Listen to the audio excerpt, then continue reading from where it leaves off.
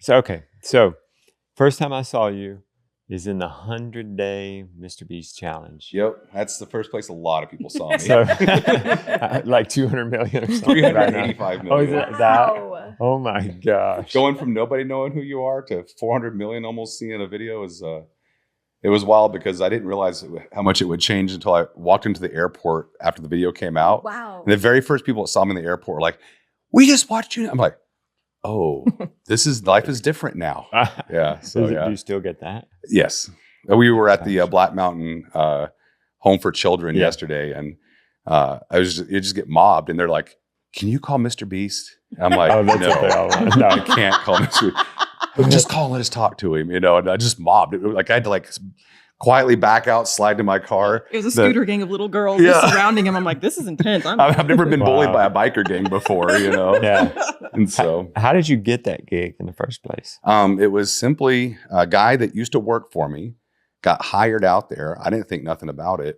And so when they do these videos, they're looking for people who are subscribers to the channel and familiar with the content.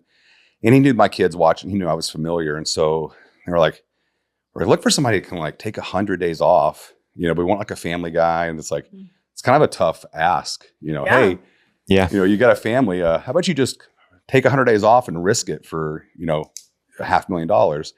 And Jason knew that I had basically just moved to a farm in Oklahoma, would have time to do this before my World Series of Poker gig that I was going to do in the summer.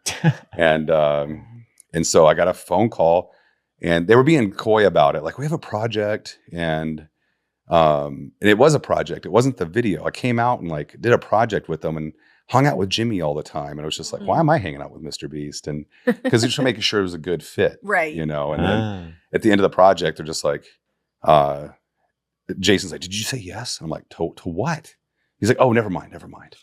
And then they pulled me in. They're like, "Hey, we want to put you in a circle for 100 days, but we can't tell you anything about it. You got to tell us yes or no." I was like, "No." Like, what are you talking about? And then he's like, "Oh, well, if you make it, you get $500,000. I'm like, "Let me call my wife." So, yeah. And so, I thought she'd say no, because we're building this farm. I'm like, "Hey, I'm going to leave you 100 days alone with the farm that's not built yet, with all of our children." Sound good? And but she agreed to it. Right then and there. Yeah. You had to decide right then and there. I mean, I had to think about it a little bit, but when the kids got wind of it, I got pressure. Like, "Come on, Mom. It'll be fine. We'll help you." I'm like, yeah. Oh, okay. Did you realize 500,000 is really only what, 300? So luckily we had a farm. So it was 408. Nice. We had just built a farm. After taxes. Instead of doing depreciations, we just wrote things off in full because they have a big income.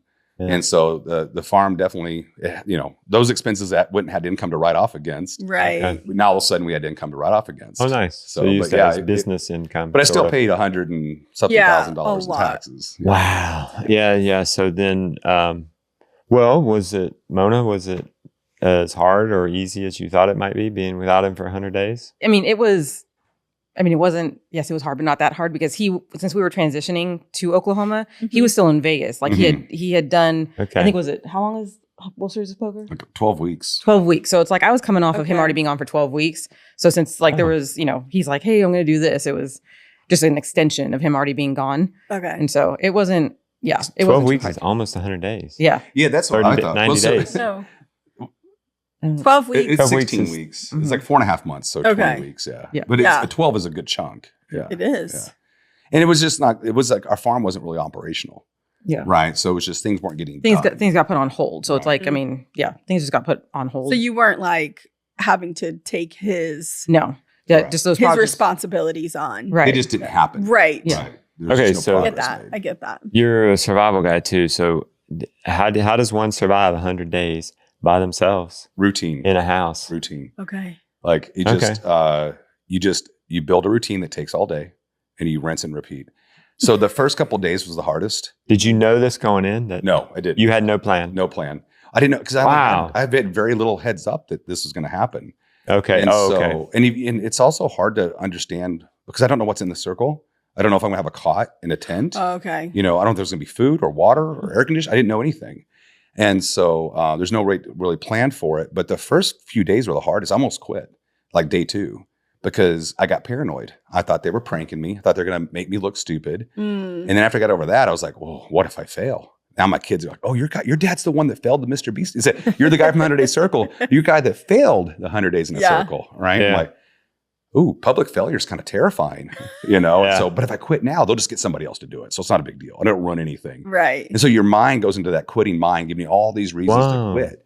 And I'd read David Goggins' book because in a whole fitness, trying to get in shape, he used to be almost 300 pounds. And he talks about the quitting mind in there. I'm like, this is the quitting mind. My mind's trying to give me reasons to bail out.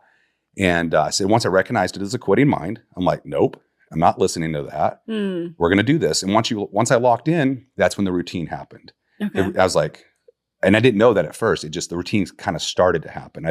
Okay. Like, let's get up and I should start stretching. I'm not flexible. Let's just stretch for an hour. You know, by the end of it, I was like crazy flexible.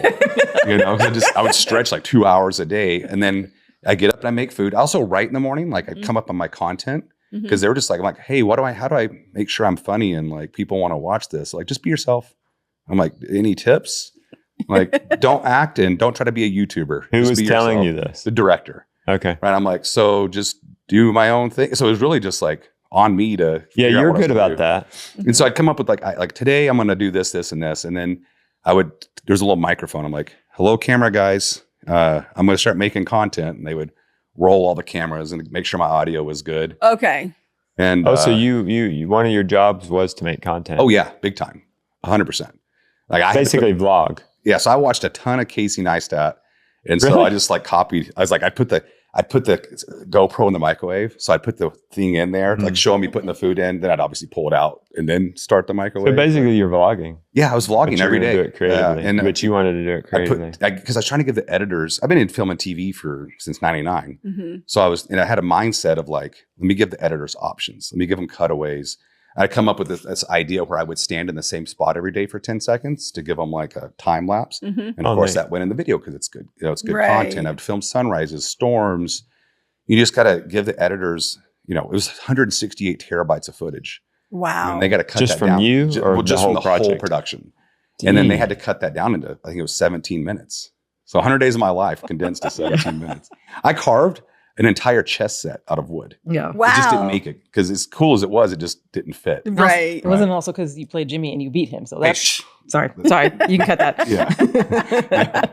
That was always a joke. I did win my game, but then he beat me like 3 times in a row. After we got out, we had to have a rematch. I got smoked. Like it was just a fluke that I won that game. I was like, okay, yeah, that was a chance. But there was just a lot of stuff that was in there that it's got to get down to 17 minutes. You can't put it all in, you know? So yeah. Were you able to train? What's that? Stay fit? Were you able to train? Yeah. So I actually I don't remember lost if it had a 33 weight. pounds. So was that on purpose? not necessarily. The food was terrible. I was like all canned food. What food? Okay, I canned don't food, remember. rice, I feel like beans, I watched it. spam. but it was a very No long meat? time ago. Yeah. Save the Canned spam? meat. Oh, why? Why is it so bad? Well, it's the survival thing. It's supposed to be like apocalyptic okay. kind of, okay. you know. Okay, I get it. And You got a garden though. I had a garden, but I don't eat tomatoes. And I grew tomatoes like crazy. So I would trade tomatoes secretly to people for like a Beast burger. You know. That would work? It did. It did. And then like Tariq brought me a Bojangles once. So thanks. How'd you get him to do that? He's just been a good guy. You know. And so I was like the best Bojangles I've ever had in my life. I bet. That's a pretty diverse crew, isn't it? Because isn't Tariq Muslim and Chandler's a Christian and what's Nolan? Nothing? Nolan? What are you talking about? He's the best guy on the whole channel. No, I don't mean that. I couldn't tell you. As far as I couldn't tell spiritual. you. Yeah, I don't know. Or Carl. Maybe they're kind of neutral. Carl's one of my favorite guys on there. He's a good dude. But they all had their own very much individual personalities. I always liked it because it was such a cross-section of America and they all got along. They were all friends. And I always thought that was a good example. Yeah. It's like, oh, look, people can just get along. Right. So yeah. So, yeah, you know, I didn't think much of it. It was fun to go ahead. Was it the one where they kept cutting the house down? they cut the house in half at one point. At the towards the end. Towards the end. Mhm. Okay. The hottest week of the year. Okay. Was that a big deal? I feel That like was I rough. remember Why? that. Because now you don't have air conditioning? And there's just it would rain, it would just run into my room. but the like rain was just- bugs too. Bugs, and I would have phantom stings afterwards because like I just keep getting bit by ants. Wow. And even after I got out, I think something's biting me. I'm like, oh, there's nothing there. Oh So, wow. yeah, once you expose yourself to the elements, it was like in North Carolina, 97 is brutally hot. Yeah. You know, well, but, especially in on the East coast. North Carolina. Yeah. And so it's just like everything's moist and hot and bugs, and it would pour rain and it would just run. And I'd like to knock holes in the floor so it would drain out. You know, so it was quite interesting. Was it a real house to start with? It was like one of those little like tiny homes. Okay. Like a container home that they just kind of put a facade on. Okay. Yeah. They had power. It did have power. Yeah. I had a kitchen. So I had an open air kitchen at the end. It was kind of fun. Yeah. the hardest part was the first few days. First few days, just and then this the paranoia. I'm like, they're going to embarrass me. You know, 'cause I don't know. Right. Did you get a lot of sleep during this time? I got so much sleep. So you slept I was well. sleeping like 13 hours a day. You stretched. Yeah. I worked out. Tariq also brought me a bench and some selectable dumbbells. Okay. So I had to hide every time Jimmy came because I thought he'd take it away from me. Now wait a minute. Tariq would sneak this stuff in. Yeah, because Do you think that's part of the entertainment that 100%. might get in the cameras, there or do you was think one- they're just really actually being sneaky and being like, this is too much? it's up on them to get into the videos, to come up with good ideas, To to get screen time, right? And so the only rule was I couldn't leave the circle, Okay. right? So everything else is But- permissible. Right. So what's Chandler doing to getting in the videos? Chandler just gets to be Chandler. Because he just is just standing there most of the time. Yeah, it's funny. It's just like, But it's great. it's so funny, yeah. I And then when they destroyed my guess house, he's being himself. like I got like after they destroyed my house like first time, like kicked all the windows out and all that stuff. I was just like, all right, as long as they're fighting with each other, they're not messing with me. Right. And so I just stayed out. I kept my head low. I'm like, I'm going inside. I let them get into trouble, not me. You Right. know, and So so they got in trouble. well, no, into Their trouble. into their trouble. You know, Like, because like, if they're mischief. picking on each other, yeah, they're not. they're fighting with each other out there, and I'm just like, I'm gonna go inside. Like, then they won't mess with the inside of my house. right. Is what I thought, you know. So I was always worried they were going to come in and like take my clothes or my cooking utensils. Or something that like happens. I mean, it gets worse. It gets People worse. who And they were never chained did. together, just the chain just kept getting. The smaller best and part was they smaller just and- picked on each other when they come on. They just- Okay. And so they would just get them after each other, and they would leave my stuff alone. So, but it was tough. But the routine is what I was able to work out every day. The food is just very hard to eat, like rice cakes every day, and so I just stopped. I just drink protein shakes. I had a lot of they had a lot of muscle milk that was part of the. Muscle milk. Yeah, I can't even drink one today. If you brought one in here, I'd retch. I don't even know what Russell milk is. Muscle milk. Holy crap! It's just like a 30-gram protein shake, but makes my mouth water right now. Thinking about drinking them. Yeah. Like, I drink so many of them. Okay. But yeah, so I lost 33 pounds, right at 33 pounds in 100 days. So Yeah, Rebecca and I were talking about last night if ever I were actually going to go do a full 40-hour fast, 40 days. water fast, 40-day, yeah, it would be, you almost need to get away. You almost need to get a retreat. And you're supposed to be in active rest. So, but it feels like we were already developing a schedule around it. Okay, Mhm. you go to bed by 9, you get up by 6. Even if you wake up before, just lay in 6. And then maybe from 6 to 7, you journal. Mhm. And then 7 to 7:30 is hot water. right. Ooh, For your that's tea. So exciting. I know. and then a little bit of a walk, a little 30-minute, Yep. just a little stroll. But yes, Come you're back, not even supposed read, to walk for 30 minutes though. read for 2 hours, I did a lot of reading. and too. then How did you get books? Did you bring them or did so they give that was them the to cool you? thing. They had a whole library of books. Okay. A lot of them were silly, like Abby, the mascot dog of Texas A&M, or something like that. Yeah. This is a whole book on this puppy that was in the 70s or something. I'm like, well, I guess I'll read it. did you Yeah. read it? Was it No, okay? I didn't actually read it. But there was like Sarah Palin's biography, Okay. and then some other person's biography, and then there was like all these business books mixed in, like Interesting. the YouTube book from Daryl Eves. Yeah, yeah. The YouTube formula. Yeah, YouTube formula. And then we had like Never Split the Difference, Acres of Diamonds, Spin Selling. Cool. There's all these books and mixed in. And I did read all the Hard Things About Hard Things.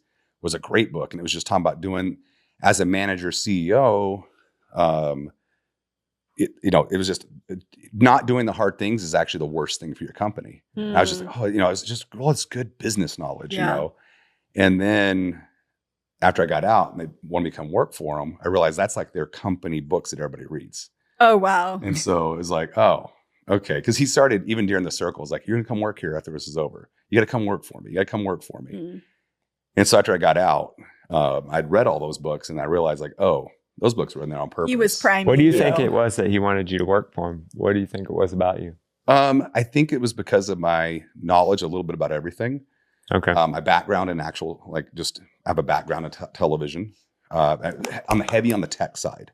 Okay. Right. So they were struggling on editorial just because the shows were getting so big and so much data. My show specifically was just this monster. That was a pivotal point, I feel like. Yeah. Yeah. And so but the first thing I did was come in and really upgrade their post-production. I used a company called Studio Network Solutions, which has these arrays of drives that are all fiber connected to the desktop. Now everybody can share the same project folder, and they also can work in the same timeline. I brought Adobe Productions in, and now everybody can work on the same timeline, right? So you can be working on the first minute, I can be working on the second minute, whatever, second act or whatever, and we're all putting instead of you editing and us trying to like kind of bring it all back together and then realizing now I got to tie it all back in. It just became this more seamless workflow where 5 to 7 editors can jump in on the same project. Okay. And so bringing in this, and it's just standard post-production technology. It's nothing new. It's just how we've been doing it in Hollywood forever, but bringing that to the YouTube space. And then I worked on a lot of the technical execution of some of the videos and just really got along with the CEO and Jimmy and ended up moving into a role of chief of staff of just basically managing the day-to-day and just trying to manage that resource, which is our most valuable resource, and make sure we're being effective. But that was just such a full-time job. It was only supposed to be for like 3 months and then 6 months. And then we started doing the survival videos. So I got pulled back into production. So now I'm traveling to Croatia and Romania and some island in the Caribbean, so every one of those is like a week of travel, the week of shooting, and then you have like a week of recovery. So and then that led into Beast Games, but that was the kind of my arc there. It's just really when I went to work there, what I'll do is like, well, I'll figure it out. It was just like, just a fixer is really what it boiled down to. Is whatever I need to be fixing, I would just jump on it and get it straight. So, yeah. Mona, what are some tricks for surviving with your husband? First 3 for 12, 16 weeks, whatever it was. And man. 100 days. Because how many kids do y'all have? So we, at that 3 time, at home. We had 3 at home at that time. Our oldest had gone away to college. So we had 3 at home. If they had been younger, I couldn't have done it. Like they were old enough that they were, Lana was what, 7, 8? Yeah. So it's like they were, self-sufficient in the sense that I'm not up with babies and, fighting at least they can to the minimal. Like, make food for themselves, wipe their butts. Right. Yeah, Maybe it's what he was saying. He developed a routine, but you already had one sort of. Yeah, you have to have one with kids. It's always been the worst when he does these things where it's like he comes home and we get back in family routine and he goes back out. If it's like one to another, it's a little easier. It definitely gets draining. But when you get that break in between, it's like, all right, we're back to doing what our family does. And then he's up and gone again, that it gets hard. It's hard on like Lana, especially. Yeah. Our youngest, she's definitely a daddy's girl. Yeah. The boys sometimes are just like, Dad's gone. I'm like, yeah, Dad's been gone for a week. Oh. But it's like, but she's like, she knows, it hits her harder. So you guys were living in Vegas. No, we were living in Oklahoma. We had just gotten to Oklahoma. Well, no, you were living in Vegas, moved to Oklahoma. Yep. All when this was going down. And then did you move to North Carolina then? That was so after he got out of the job. Yeah. Because of after he got out of the circle. That was the one. That's the one that I think I hit my limit at. I was like, go. Like I was rolling with it pretty good. And then he's like, yeah, how do you feel about moving to North Carolina? And I'm like, nope, absolutely not. Because I had just gotten my farm. Like I have been wanting dreams since she was 10. Since I was 10 years old. And I've been like putting it off just for different things. Just kidding. And then, and he's like, well, come back to the farm, and so that was kind of the thing. It's like, all right, it's temporary. And actually in the beginning, it looked like it was going to be, I was just going to get post like really dialed in, up and running. It was going to, And it was just going to be a project. Yeah, but a longer project that we needed to move for, and it turned into more. And so, like my best friend that was living in Texas at the time, her whole family moved up to take care of our farm because they weren't sure if they wanted to, like they wanted to see if they wanted land or not. And so, like they moved up to see if they liked it. But yeah, it's supposed to be a placeholder. Moved to North Carolina, and I would drive back all the time. Like every 3 months, I would come back to just be on the farm and be able to see animals and like, projects that we wanted to do. I remember we had our first bottle calf was born. And so my best friend's like calling me. She's like, it's, the mom's not taking it. I'm like, I'm getting in the car and I load up the kids in the middle of January and drive across country so I can bottle feed a calf. Cause I'm like, I'm not missing out on this. Like this has been my dream forever. And so I did a lot. The kids and I lived on the road a lot during that time. And so I was traveling all the time. I was going to say it's not like you were at home. Mm-hmm. Yeah. Yeah. And so that was also a part of it was just so unpredictable. Like the thought was like, we'll move there, but we'll be there together as a family. And, it'll be 9 to 5 hours. And I think there was maybe 9 to 5 hours, like a week out of the whole thing. So when I got pulled onto his team, that's when things really changed because look at where he's at. It's just like, he's all over. And I'm right next to him. Right. And so I'd be driving home and I'm home. I'll be at home in 15 minutes. And then he calls and say, hey, we're going to go to Manhattan for this thing. I'm like, when? He's like, I'm at the airport. I'm like, oh, okay. So I would rush to the airport, jump on the plane. And and he's great with that. And I'd call, be like, hey, I'm going to be back tomorrow, actually. So where are you? I'll hang out, I'll call you back. I'm taking off. Right. So where does he get this energy with having Crohn's disease? I don't know. He's young. He's young. Yeah. Oh, he's 24, yeah. 25. Yeah. And the thing is, it is draining, and there a lot is energy management. But it blows my mind what he's been able to accomplish. It's phenomenal. But it's just that laser focus of if you ask him, he's like, "What do you want? I want to have the biggest YouTube channel in the world." Still, 12 years ago. You know what I mean? That's that was the vision. And you get what you focus on. So, well, now he's there. What now? What? I don't know. All the businesses and the festivals. That's hard. And, a rival. Yeah, and the Beast Games. I think Beast Games is a big evolution, right? It's a $100 million series on Amazon. It's been renewed for 2 seasons. I mean, that's a big deal for a YouTuber. Yeah, that was the gap that everybody said you couldn't jump. And so he's proven it. So what's next? Who knows? Like right now, it's Beast Games, but I couldn't. I've been out for 7 months or 7, 8 months. I couldn't even tell you. Yeah, I mean, it's just I see it and I'm like, I'm watching it just like you are now. It's like, hey, they're doing that. I walk into the store and I'm like, oh, they have these products now. Like it's quite the empire at this point. Yeah, but he's probably got a lot of people working for him too. Oh, so I mean, he's not like. I mean, he's probably very involved, but also like. You have to delegate a lot when you get to be that Feastables big. Is its own company. Right. Yeah. Growing up in the 90s, we would, things come on at TV at a certain time. That's right. And you had to catch it. So we would watch Seinfeld on Thursday nights. When The Cosby Show was on, we were big fans of that. And we'd watch it together as a family.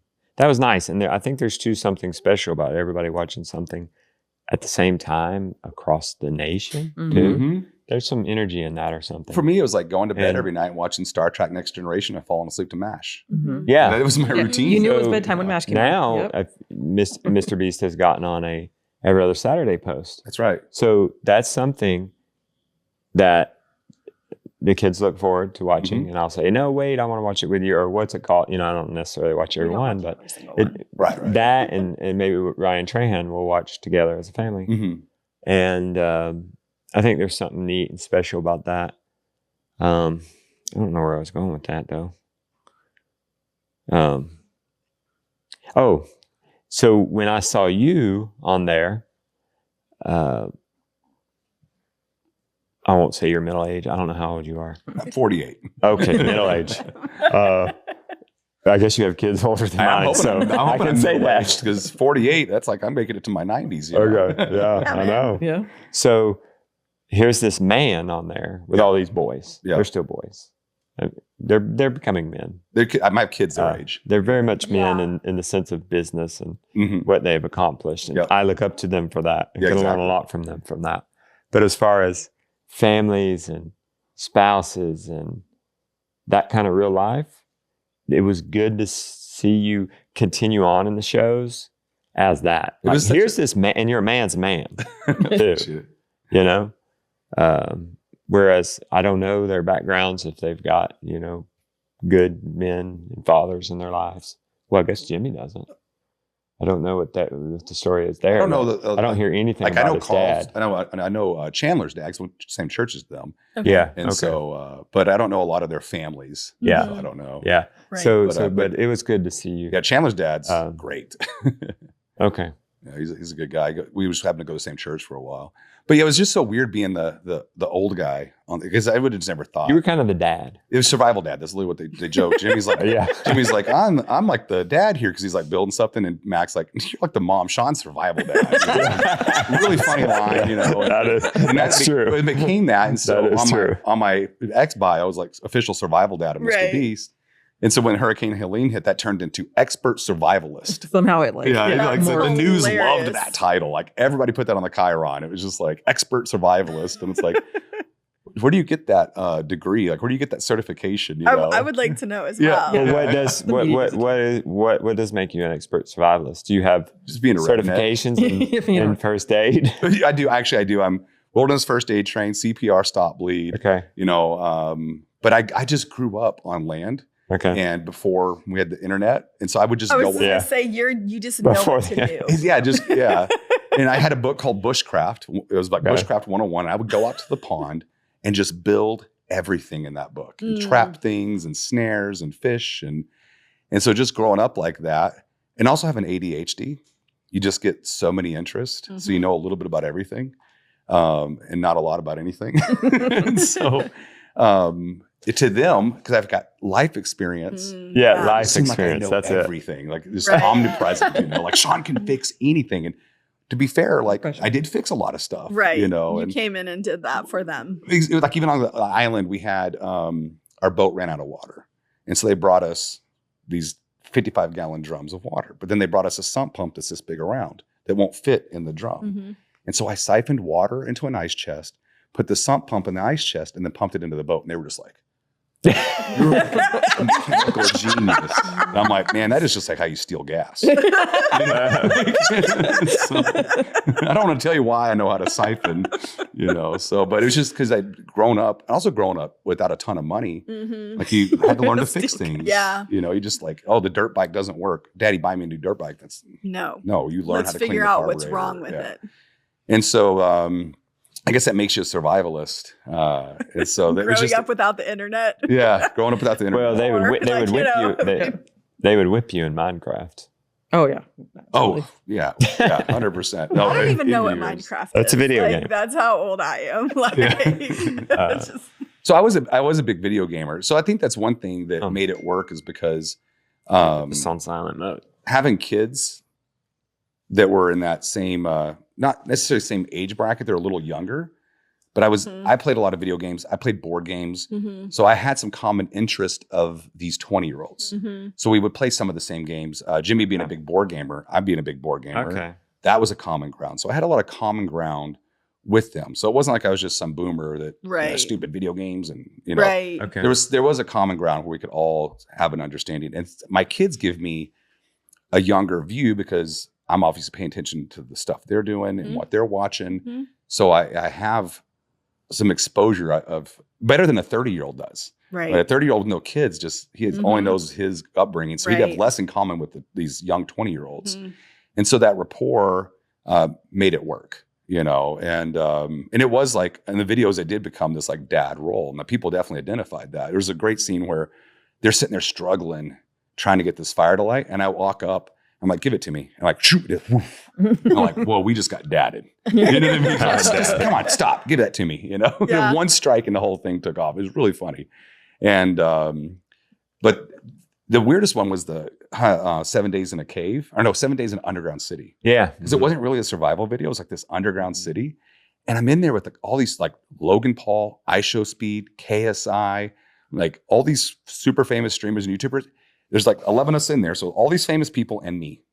You'll see this picture of us all sitting in this amphitheater. And it's like all these famous people and the random old guy. And of course, I'm down there putting a fire together. Right. So that one was strange because it was just like, who's the old guy? How did I end here? Is it strange or is that part? Yeah. Is it strange or is that part of the entertainment? It would just, and all the other ones, it's part of the entertainment because there's less survival.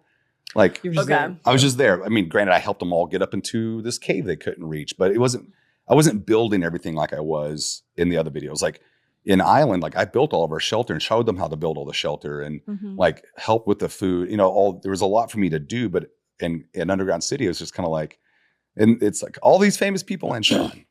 What's the survival struggle in a movie like that? For that, getting along. Yeah, getting along. Just basically food and where to sleep, and it was just that was the weird one because there wasn't a ton of survival. But does everybody get along? Oh yeah, well For that 7 one. days, 24/7. So you believe it or not, like because you're so busy just trying to keep everything going. There's not a That's the trick. Then you just stay busy. Stay busy.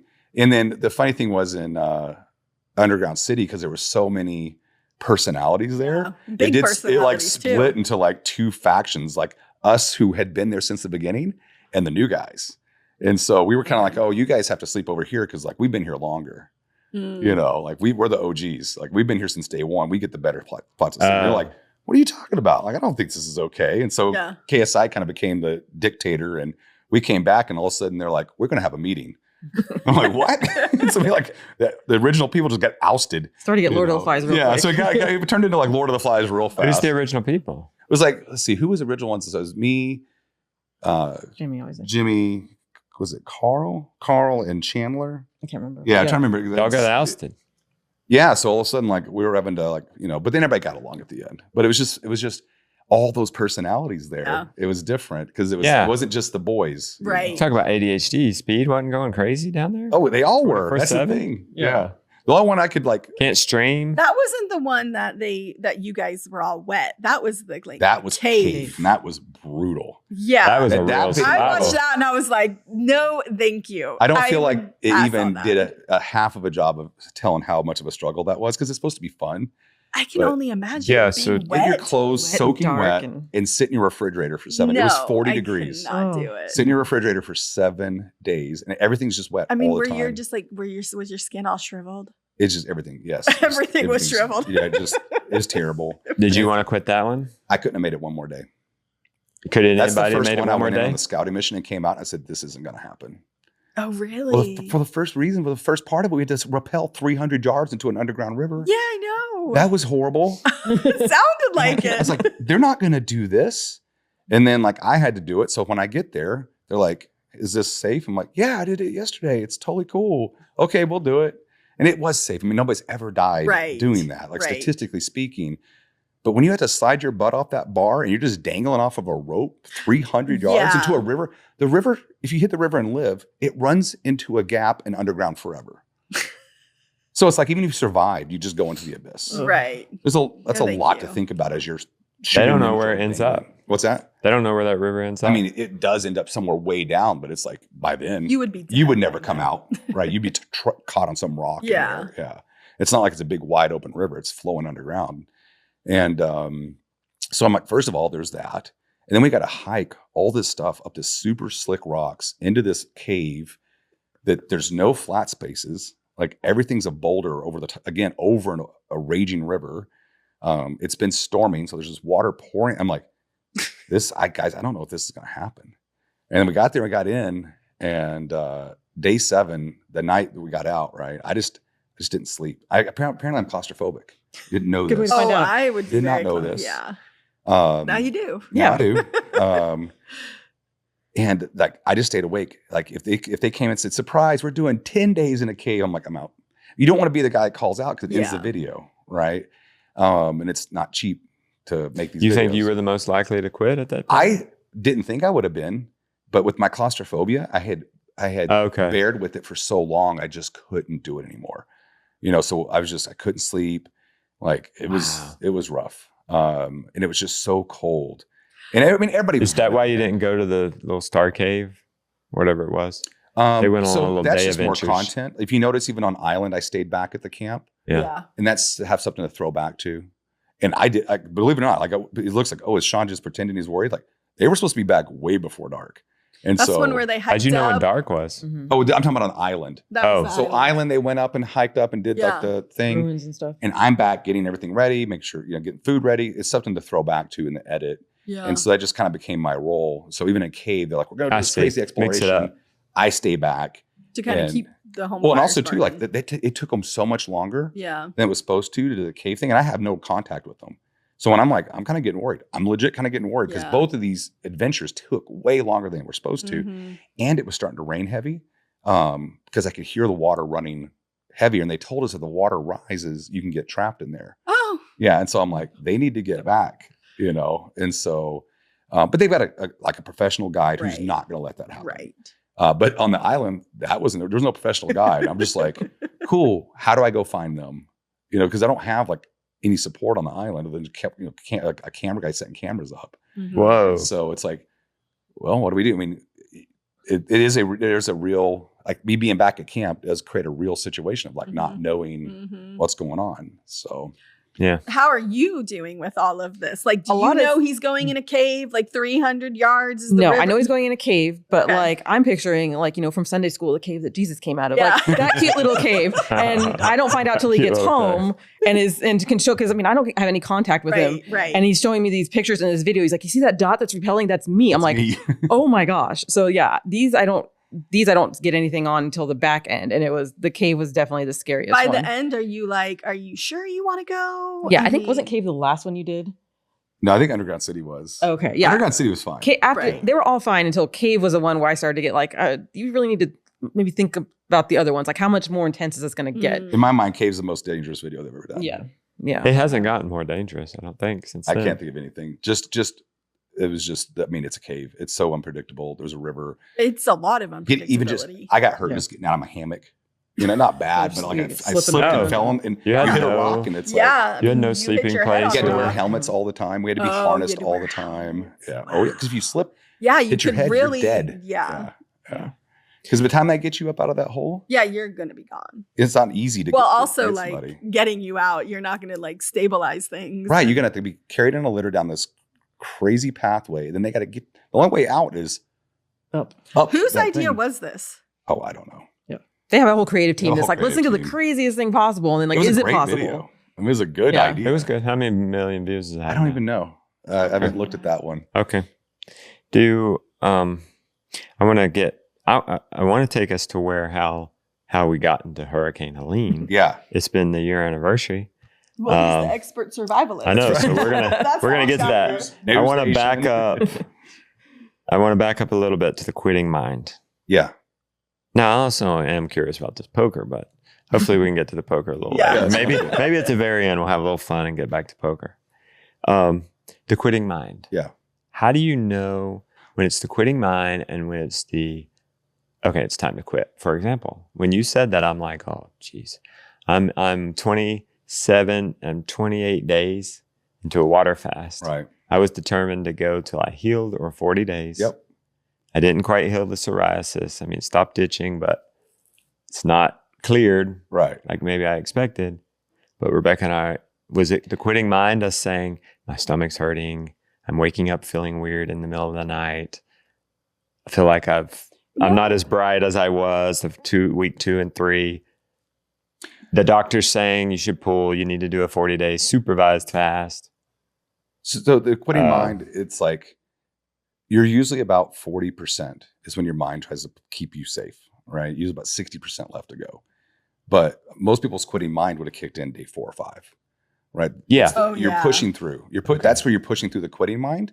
And once you hit 28 days of a fast, I don't think anybody's calling quitting mind at 28 days, right? Okay. But then again, that's your body telling you. It's different for every person. So say that percentage again. I missed that percentage. 40%. It's like idea is that like you still got 60% in the tank. Like especially doing something physical. Like for me, the quitting mind would kick in mile 1 if I had to go run. Right? Okay. But for a marathoner, it may be mile 28. So it is different for everybody else. Let's say you're going to run your first ultra. Okay. But you've been running marathons. The quitting mind's not going to be a problem. Okay. Right? Because you've run marathons before. You know you can do it. When you hit mile 40 and your toenails are starting to come off. Oh my gosh. And you're getting blisters and the pain, you know that it'll come back. It's fine. But that your mind's like, hey, you're doing permanent damage to your feet. You know, but you have to look and go, because some people become they've learned to move past that. Once you train yourself to push past it, you do have to be careful that you don't push yourself too far. Yeah. Right. So it's okay as a survivalist. It's okay, or an endurance event, if you really are doing damage that's not going to recover. It's fine to quit, because if I'm thinking about this, if you're climbing Mount Everest and you're getting frostbite, what you're doing is quitting on your family or your obligations at home. Exactly. If you do this stupid thing. So right? it can be, it Because can you could become be quitting something else by keeping doing something. It can become too much. And that's what people argue with like Goggins is the guy's crazy because he runs these 130-mile things where all his toenails fall off. That's nuts. But he recovers and does it again. So, that's what he needs. But he needs that. It's for him. Exactly. Exactly. But the whole point of it though, is that we do typically not push ourselves hard enough. No. Right. And then it's what's on the line. If running 50 miles is going to save your life, you're going to do that. Yeah. Right. Who cares if your toenails fall? I just keep talking about toenails. People are like, ugh. We're talking about the toenails. There is something about it being harder in the beginning too, certainly with a fast or we usually with quit in the running. beginning. You're right. That's the part to get through. Again, me, it's the first 2 days. Mm-hmm. I didn't even, I struggled again at the very end because of the heat and the house being cut in half and stuff like that. But I'm like, 10 days away. I can go through anything. Right. But we usually just quit early is the biggest issue. You get so far in, you're like, I might as well keep going. I'm sure even at 28 days, you're like, what's 12 more days? See, I'm more like, I'm seeing changes in him that I'm like, okay, wait a minute. Something's going awry. Like the first doctor we talked to, he said, listen to your body. I'm like, okay, you need to listen to your body right now. Right. Like you're duller, like mentally, like you're not as sharp as you were. Stomach pain. Your stomach is hurting now all the time, not just intermittently. Mm-hmm. You're waking up in the middle of the night feeling queasy. Yeah. That there's like, these are all signs that your body's giving you that you should eat. that you've gone long enough. Yeah. And then this is it. And like, then I have an event at day 39 and 40.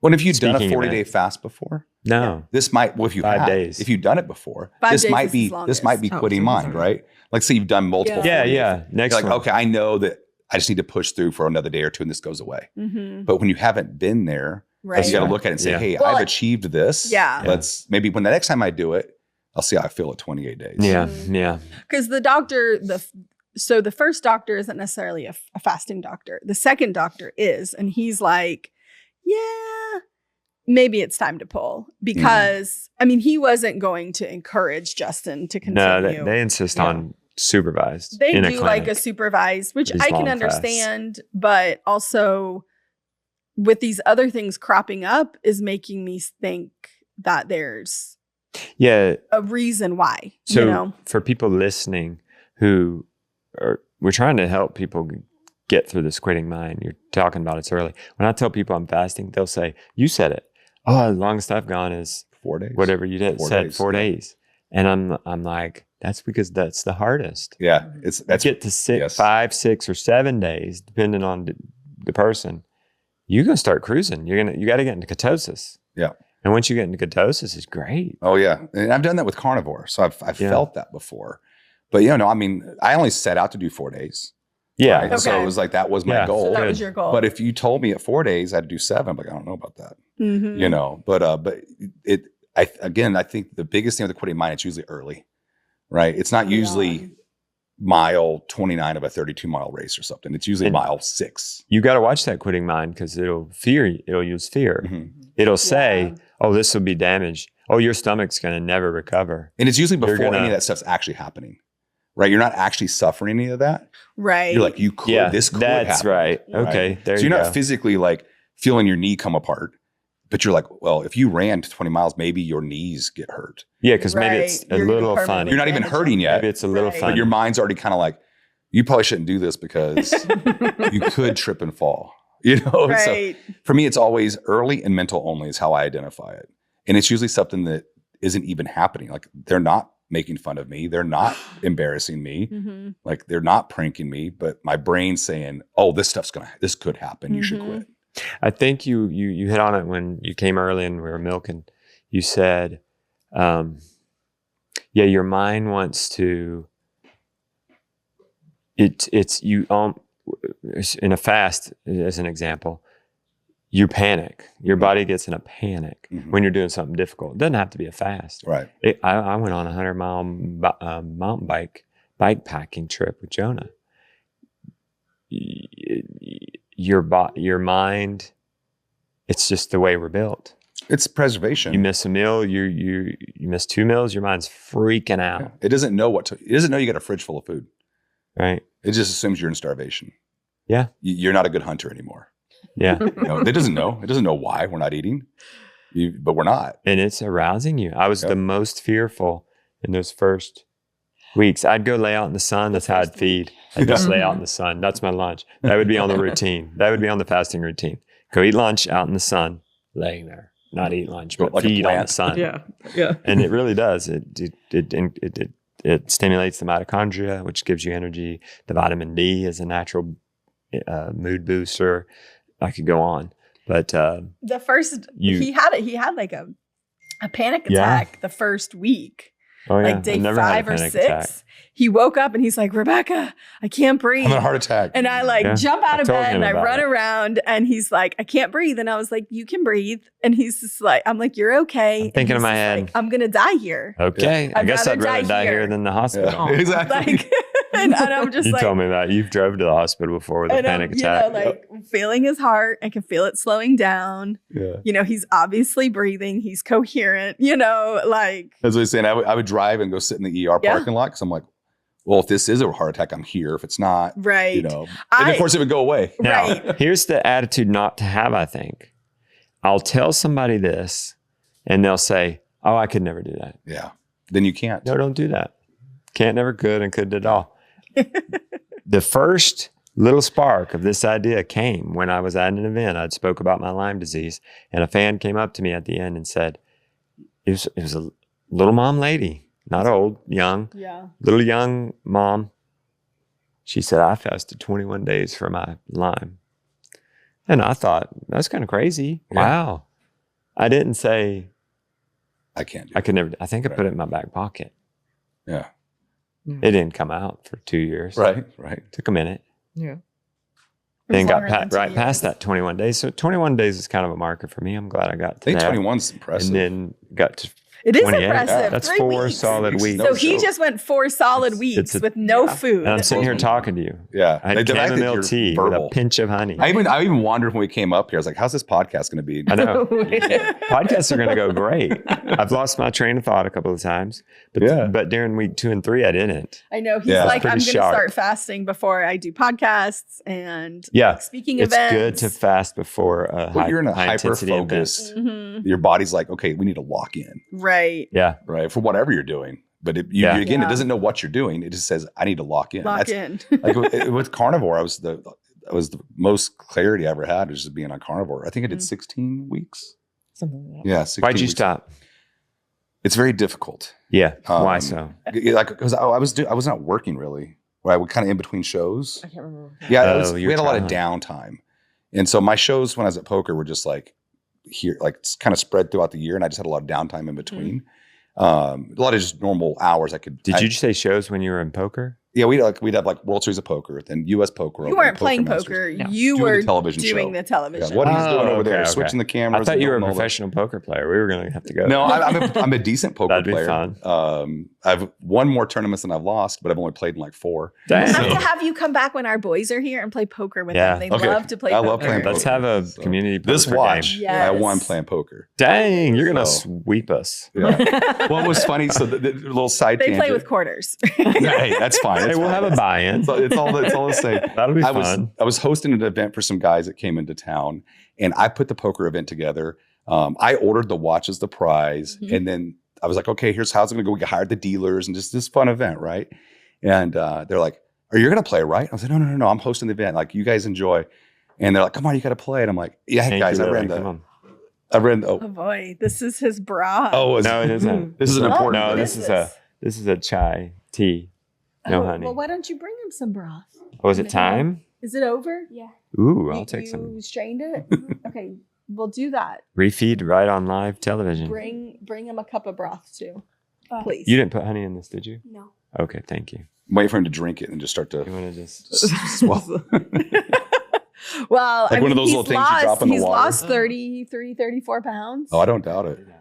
But he doesn't have that much to lose. No, I was going to say, I was 262 pounds when I lost 33 pounds. Yeah, no. Yeah, 33 pounds from 190. I was wearing Jonah's pants yesterday. Yeah, he put on Jonah's clothes. Oh I mean, I was like, should I buy him some clothes? And I was like, no, he can fit in Jonah and Josiah's. I would rather save the money because he's gonna gain weight. Right. Yeah. Like he's gonna come back. And instead of just sweeping somebody away and say, I could never do that, just put it in your back pocket. They're not saying do it. It just isn't an idea that. Well, it's like, what is it? They say, I can or I can't. They're both true. Like, it's just whatever you say. If you say you can do it, you'll do it. If you say you can't do it, you're not going to do it. Yeah. And it's funny. I have people I work with in this project Reforged, which is this project we're doing to help first responders and military. And the ladies that run it, like, they'll say, I reject that.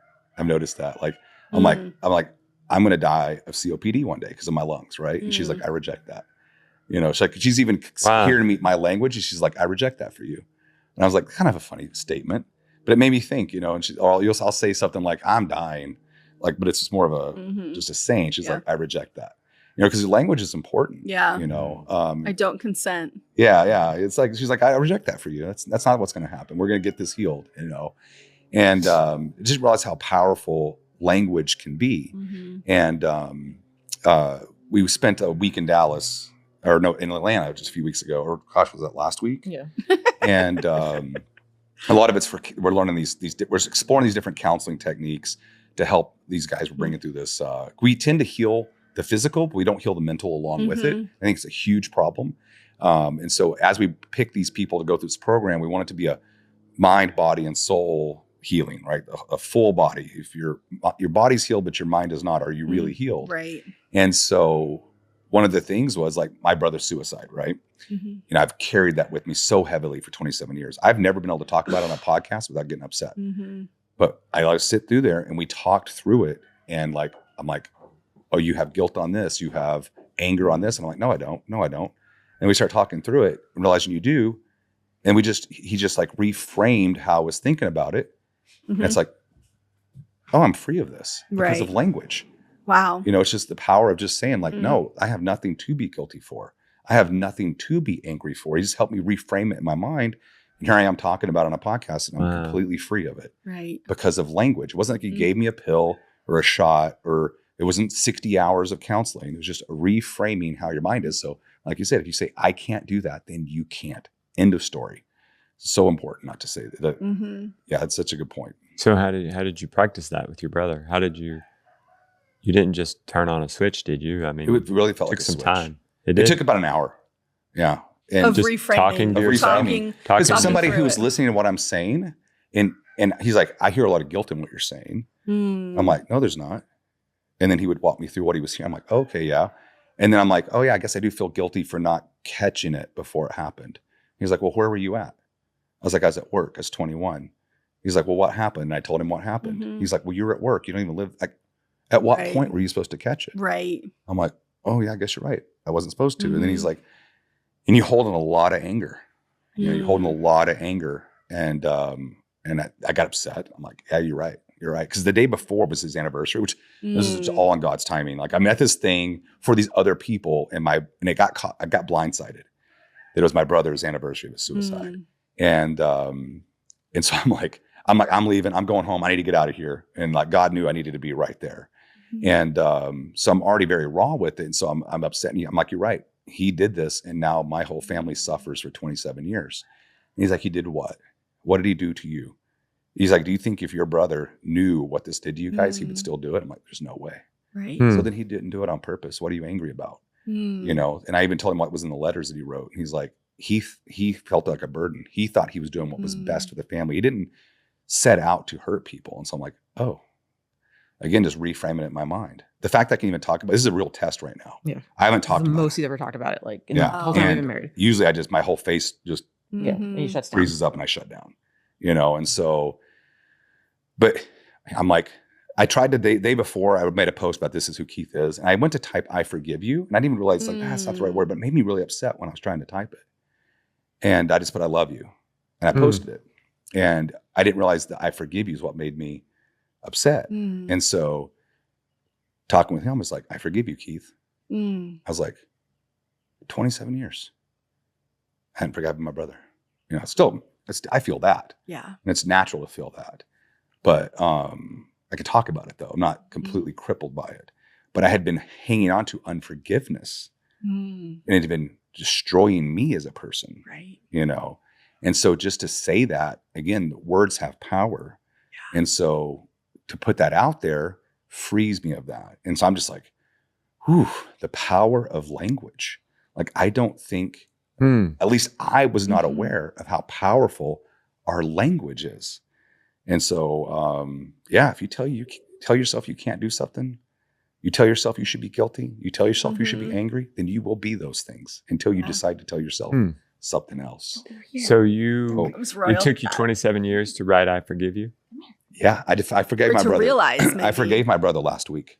Wow. For what he did to us is the way I felt. You know what I mean? Because what I realized was it wasn't his intent, right? In my mind, I was subconsciously believing that like this pain he caused was intentional. He wrecked y'all. If I go out there and I knock over your prized motorcycle, right? It's an accident, right? You could be like, if I go over there and shove it over on purpose, we maybe have a little more to beef out with before we can get past it, right? But it was like in the moment, he had what he had to work with. They always say people only have the resources and the knowledge they have at the moment. And in his mind, he was a burden. It was the best thing for our family for him not to be there anymore. Wow. But it wasn't to cause a lifetime of suffering. I chose a lifetime of suffering. So, but I don't anymore. Chose 27 years. Yeah, do you regret that now? I do regret it. Well, but now I have such a powerful, yeah, now I can hopefully help people be free of things like that. I mean, we got guys that are the only survivors. If you need me to, I can remove the cat. She's fine. I'm allergic. You guys are too nice to the cat, and they know that. They come over. Notice they didn't come to us, and because we're on a show, they take advantage. They're like kids. That's funny. They know you're going to be extra nice. We're just dealing with a lot of guys that a lot of survivor's guilt. I mean, mine's a lot of survivor's guilt too. We got guys that guy walked off in the Humvee to go use the bathroom. Boom, Humvee gets hit. Only survivor. Okay. It's like that's a lot to deal with. So help me. If I'm having a hard time forgiving somebody. How do I do it? And people in the audience. It was talking through with someone who's very gifted. He's also a believer. Like again, it helps for me. It's like we both have scripture to hold each other accountable to. Are they in business? What's their name? I mean, they might. So they are in business. It's Nathan and Christy Miller. Okay.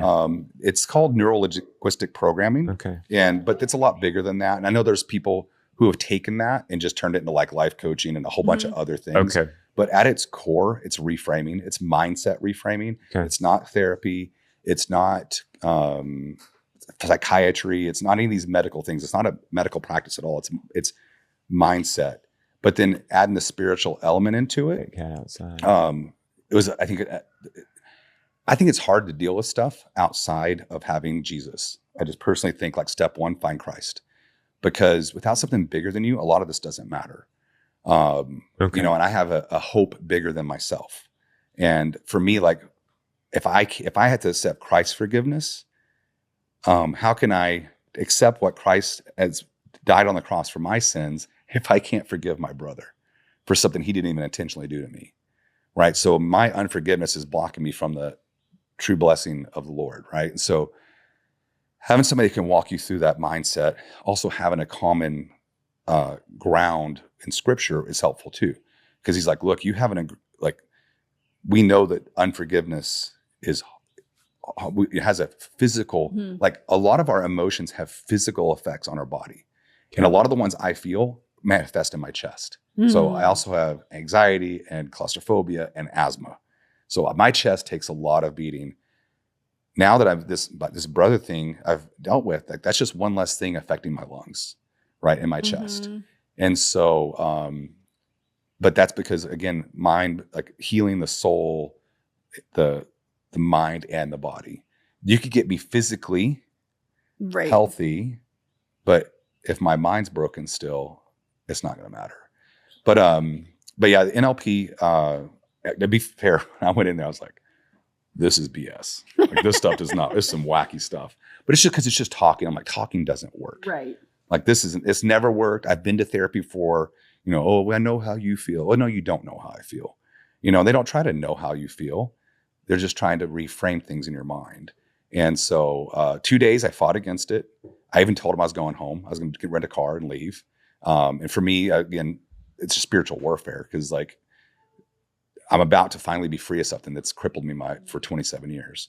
And my body's just trying to get out of there. I've had this, we call it, what's it called? Secondary gain.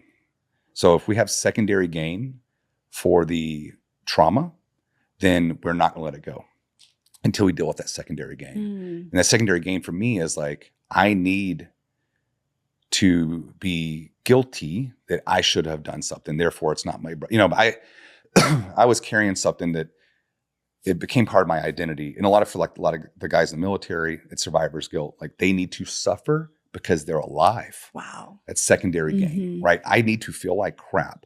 I need to be miserable because I didn't die on the battlefield like they did. And I'm speaking out of school because I've never experienced that. Right. I'm just talking about guys that have told me that. That's secondary gain. So if you come in with secondary gain, you are going to flee from healing. So they would just, Christina pulled me out on the porch and she's like, what's going on? And she's like, she just called BS on me. And I've had this feeling that I don't have long left. And so, because of my lungs, right? And I've been in this panic because I delayed her lifelong dream. And now I'm having these lung issues and I need to get this built before I die. So she said, which is now fueling all this anger and anxiety of anybody that comes after my time. So I was getting that fuel. Well, I need to get out of it. I need to get home. I need to get this stuff built. And these are all my quitting mind, right? The quitting mind's kicking in. I need to get home. I don't want to push through this pain. My brother, this is the anniversary of my brother dying. I need to be with my wife, I had all these reasons. And I was telling her, and I finally admitted, I was like, look, I don't feel like I have long left. And she's like, I 100% reject that, and she's like, what the part that you need the most is going to happen tomorrow. She's like, look, if you'll stay tomorrow, she's like, I will rent the car. I will drive you back if you need, but if you'll stay tomorrow, because I think tomorrow's the part of this that we want you to see. And I hadn't even heard of secondary gain at that point. Right? They hadn't even taught it yet. And so I agreed to stay. And the next day is when all this happened. And they're like, and I still didn't even know because I sat with Nathan that morning and worked through everything. And later that day, they're teaching. I'm doing much better now. Actually, this is kind of fun and it's interesting. And he's like, "This is secondary gain," and he just explains it. And I was just like, "Oh, that's just what I went through." And he's like, "Yeah." And so it's in the book. You know what I mean? So it wasn't even like they made it up. It's like they called it out, and I just lived it. And so it's hard for me to look at that and say, this is just woo-woo talk therapy. I was like, oh, but it's not, they're doing it to you. It's something you have to do inside yourself. But I guess hey, we might have to put it outside. This is a good point. I want to dig it. We're going to take a real quick, stay with us because we're going to make it. I'm going to actually have food for calories that is this I haven't the first had time? in 28 and a half days. Wow. Wait, so you're breaking your fast now? Yeah. Well, he had I'm going to break it right now, but I want to say this. We're going to get back to that. I want to talk more about her reaction and how she was dealing with this, and then how an invisible Jesus can actually help you during a time like this. Okay. An invisible, untouchable. But we're going to take a... Rebecca, Joke's on you. Bring the camera while you come. Oh, we can't get the cat out. That cat is taking advantage like a kid. Yeah. Okay, I got to vlog this too, so I'm going to try to vlog and podcast at the same time. All right, we are in the middle of a podcast. Lily brought me my lamb stock. I didn't think I was having it till after, but I'm not going to refuse. I'm also going to use this as the plug for our sponsor, Redmond's. Hopefully Lily didn't put any salt in it yet. If she did, it was clearly Redmond's. Okay, yeah, definitely. We buy it by the 25-pound bag. Oh, and then we have these shakers. Here's the hack. You got to have these shakers everywhere. Everywhere. 8. Yeah. 8, everywhere. And 3 survive. And there's one on the table, one by the one by the counter. Ideally, one on the. Yeah. Anyway, let's see if it has. Here we go. Breaking the fast. You sure this is not the quitting mind? No, I'm not calling this the quitting mind right now. Oh man. He does not quit easily. Now the tea didn't do that for me, but imagine a guy that's fasted 4 days telling you 28 days is the quitting mind. I know, right? Right. Well, he's very easily afraid of quitting. I'm not a quitter. He's not a quitter. Yeah. Like we are not quitters. We hang on too long. Same here. Yeah. I think we do it too long, honestly. And as a sponsor of this show, Redmond's has given you all 15% off if you use the coupon code capital P, L-U-S. So A+, capital A+ at redmonds.com. I'll leave the link for that down in the description. Go get yourself 15% off. I don't know if we did this too long, but no, I think this was good. This is exactly what your body needs. Let's start. Words matter. Yeah, you know, right. like yeah, you've done it as you should. You know what I mean? Like this is what your body needed. You've gained great healing, deep healing, and that's what we're claiming. Yeah, that's right. Your body has the power to heal itself. It does, Justin. Oh my gosh. Is that good? Best broth you've ever had. Never going to complain about broth again. This is what he Never gonna says. complain about food again. You know, when you say the words "I'm starving" and you haven't had food in 4 hours. Yeah, I know, how right? untrue that is. Oh I my know. gosh. My bad habit was Who's eating back? at night. Oh, me too. I need to Oh quit my after gosh, supper. right? Get back in. Do not jump on people. Oh, it's over there. That door's open. 4 hours before bed, you're not supposed to eat. No, But I get bored. I get Yep. depressed. I just want to eat something. but that's what gets me is the night. I'm going to eating. say to myself, dude, you didn't eat for 28 days. You can live 12 hours. That's right. It's so funny because I often don't want to eat after dinner. Like I feel like I get satiated enough. Occasionally I'm like, I really do wish I could eat something right now. Yeah. But he's like, how do you do it? I'm like, I just don't eat. Like it's not that hard. This is great. Cat. Royal. Y'all feel free to keep My whole talking face will while we swell up. plug. Oh no, we don't need that. The other thing, a lot of people were asking me, well, you don't eat nothing? No, just electrolytes, sunshine, and sleep. Those were my feed. Sunshine. So a half a teaspoon of Redmond's in the half a gallon of warm water. I didn't even drink cold water during this. I don't Room think you temp should, water. though, right? Yeah, You're not It's supposed not to. great for you. It's not good So for your I'm gut, trying to it's not good tell for him your that, brain. but he doesn't want to believe it. Well, I'm 'cause on it. we bought an ice maker and had it installed in our home. I don't think I'm What doing is that that? ice no more. Oh, great. Now we have an ice maker. Why do we buy the Well, ice it's maker? good for the bath, for the cold plunges. We can sell our $10,000 cold plunge. And then that's a magnesium. That's a half a teaspoon.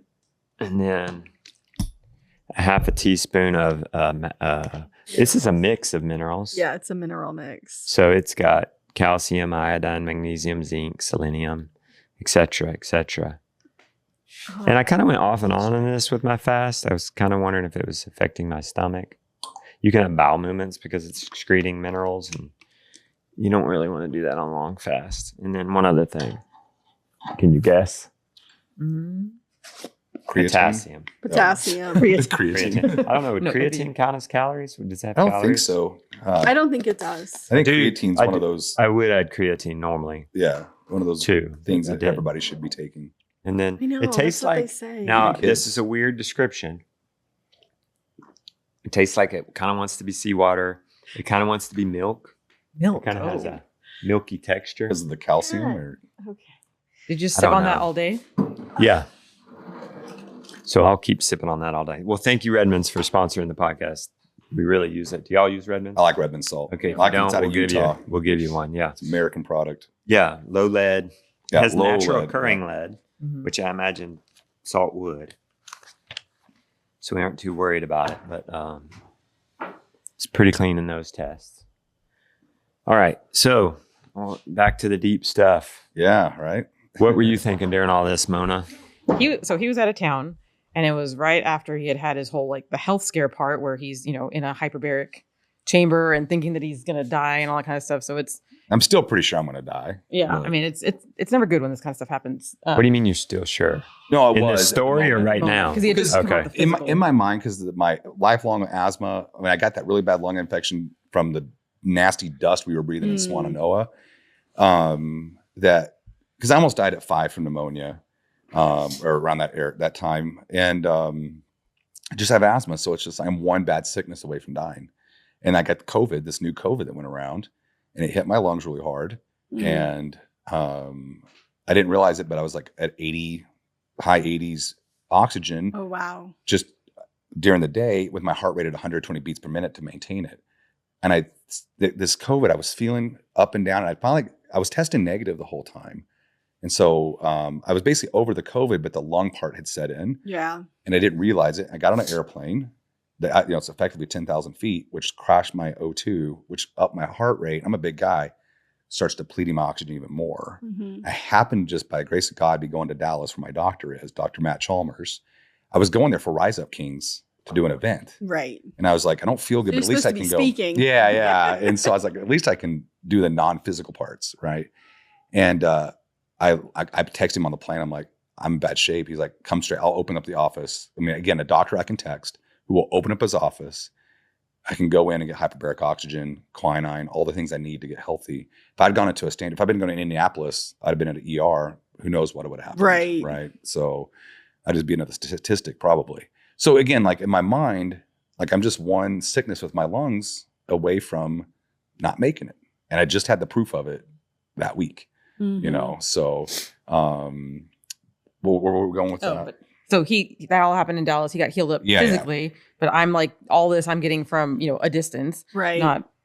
Not being able to be there. And then he flies to Atlanta for the next part of the trip. And that's when all this like emotional stuff happens. And I'm also texting like, this is stupid. This is boring. The thing is with him, like whenever he gets that way, because of his like ADD and stuff, if he's bored, he's done. And I'm like, you're a grown man. Like we try to teach our children, it's okay to be bored. Like boredom is a good thing. But then here you are a grown man. Like I'm bored. I'm not going to stay. So I'm doing the like tough love on the other end of like, it's okay to be bored. Like you need to be there for these men. Like, that kind of like tough love, like do not come home kind of thing. Yeah. And then do not come home. Like, and so then the next day I'm like complaining again. And she's like, sounds like you're exactly where you need to be. Right. Well, and when like, I mean, it was radio silence for a while. And I'm like, okay, either he got on the road or he's actually enjoying himself and learning something. And so when I checked in on him, he told me all of that. And that's where I was just like, thank you, Lord, for keeping him there because this is exactly what he needed. Because I mean, I never met his brother. His brother killed himself before we got together. And so I just know his, the day that he died and his birthday are hard days for him, but he doesn't want to ever talk about it. So like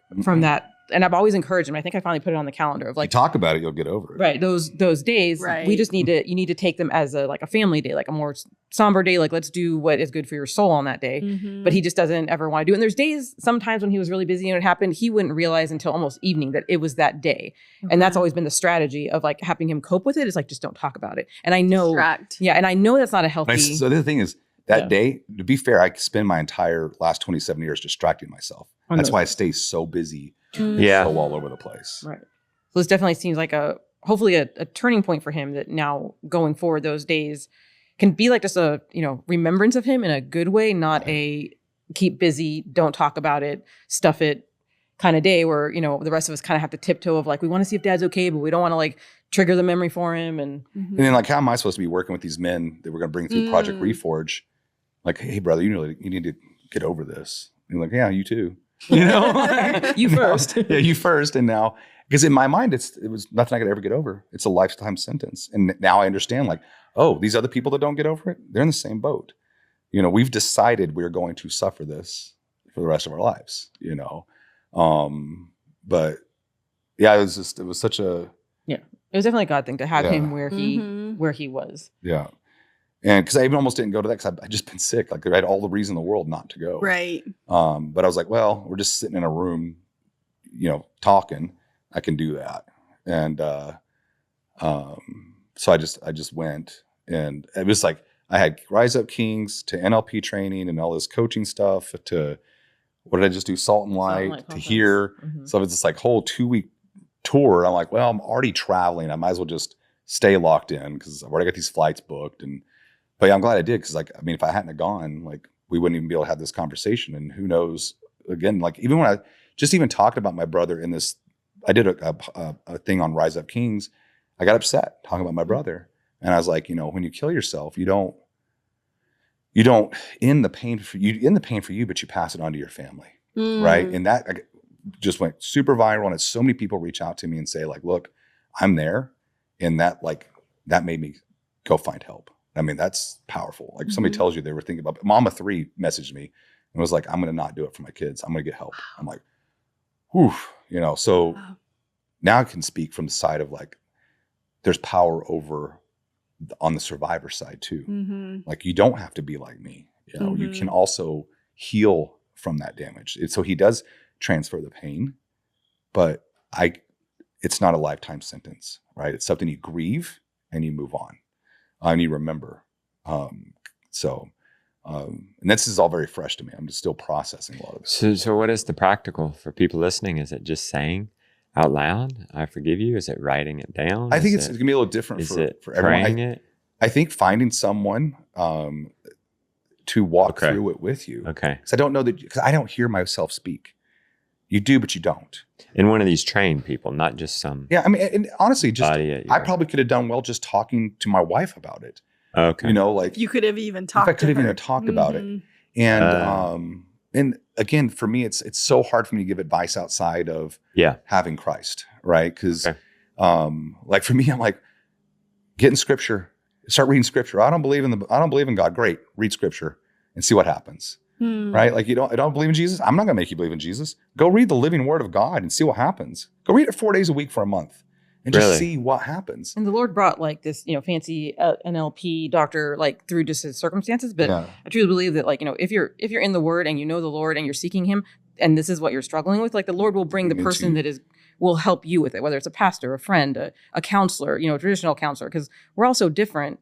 Right. We're going to process differently, but the Lord, I think what we can all say is that the Lord would want you free of that. And so it's like, pursue the freedom in whatever way the Lord is going to bring that to you. And for me, it's Nathan Rossi and Christy Miller, their NLP program. It gave me the tools I needed, but they're believers on top of it. So it's like, I can't just say, go find an NLP practitioner because it's it could just end up being a life coach. It's like, try harder, like the stuff doesn't help. So I can't speak for every person out there this worked for me, but it worked for me because of my belief in God. For you, it's helpful to read the Scriptures.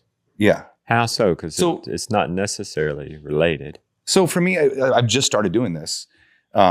Nathan, who's been helping me, he challenged all of us in Project Reforge to read the Bible 4 times a week, whether you believe in Christ or not. Because there's actually science out there that says people, whether they believe in God or not, that read the Bible 4 times a week have a noticeable improvement in quality of life. Okay. 2, 1, almost no difference. 3 made some difference, but 4 was that every other day cadence is really what people notice the most. And so now I got the Bible app on my phone, or when I'm traveling, I'll listen to Scripture, or I'll listen to somebody talk about Scripture. Like I'll just jump into like John Piper talking about Romans, and I'll listen to that. But I'm in Scripture now every other day. Not heavy at all. You started right at the top. But for me, like when I found Christ for the first time, like she had been praying for me to go to church. I just woke up one day and I was like, hey, can I go to church with you? And I'd gone to church my whole life. I just stopped going, especially after my brother, I'd stopped going. And I went in and they were just preaching the Gospel of Luke. And I sat there, I don't know how many weeks. Yeah. And I was just like, I feel bad for everybody else in church because like clearly he's talking to me. And so I heard the gospel for the first time in like my 20s, truly hearing the gospel, not a vengeful God who has all these rules that you have to try to follow to get to heaven, but a God who loves you as you are and asks you to be more like him and gives you the Holy Spirit to guide you and understands that you're imperfect, right? But because of who he is, you turn away from sin. It's a much easier burden than to think, I need to be perfect so I can get into heaven. And it becomes less of a fear of hell and more of a love of God. And so again, that was Scripture. He wasn't preaching. He was reading through Luke and then preaching on it, but he was reading, it was the Scripture that was moving me. It was the verses that truly revealed to me what our calling is in Christ. And so if you just open the book, it's the living word of God. Again, the study doesn't look at whether people are Christians. They just look at people who read the Bible 4 times a week, and they saw a noticeable improvement. So I had asked one of these people that had messaged me, like, what can I do? I said, hey, let's just start by getting in the word 4 times a week and see how you feel. And they messaged me back 2 weeks later, like, this has been amazing. Like so much things have been revealed to me. I used to be a Christian and now it's rekindling my faith again, which is helping them with these suicidal thoughts. So all that to say, it's like, to me, like, I don't know that any of this works for me, especially outside of having that scriptural base. And being in the Word on a regular basis has been very good for me. I feel like I'm actually, losing Charlie Kirk inspired me to become as versed in the scripture as he was.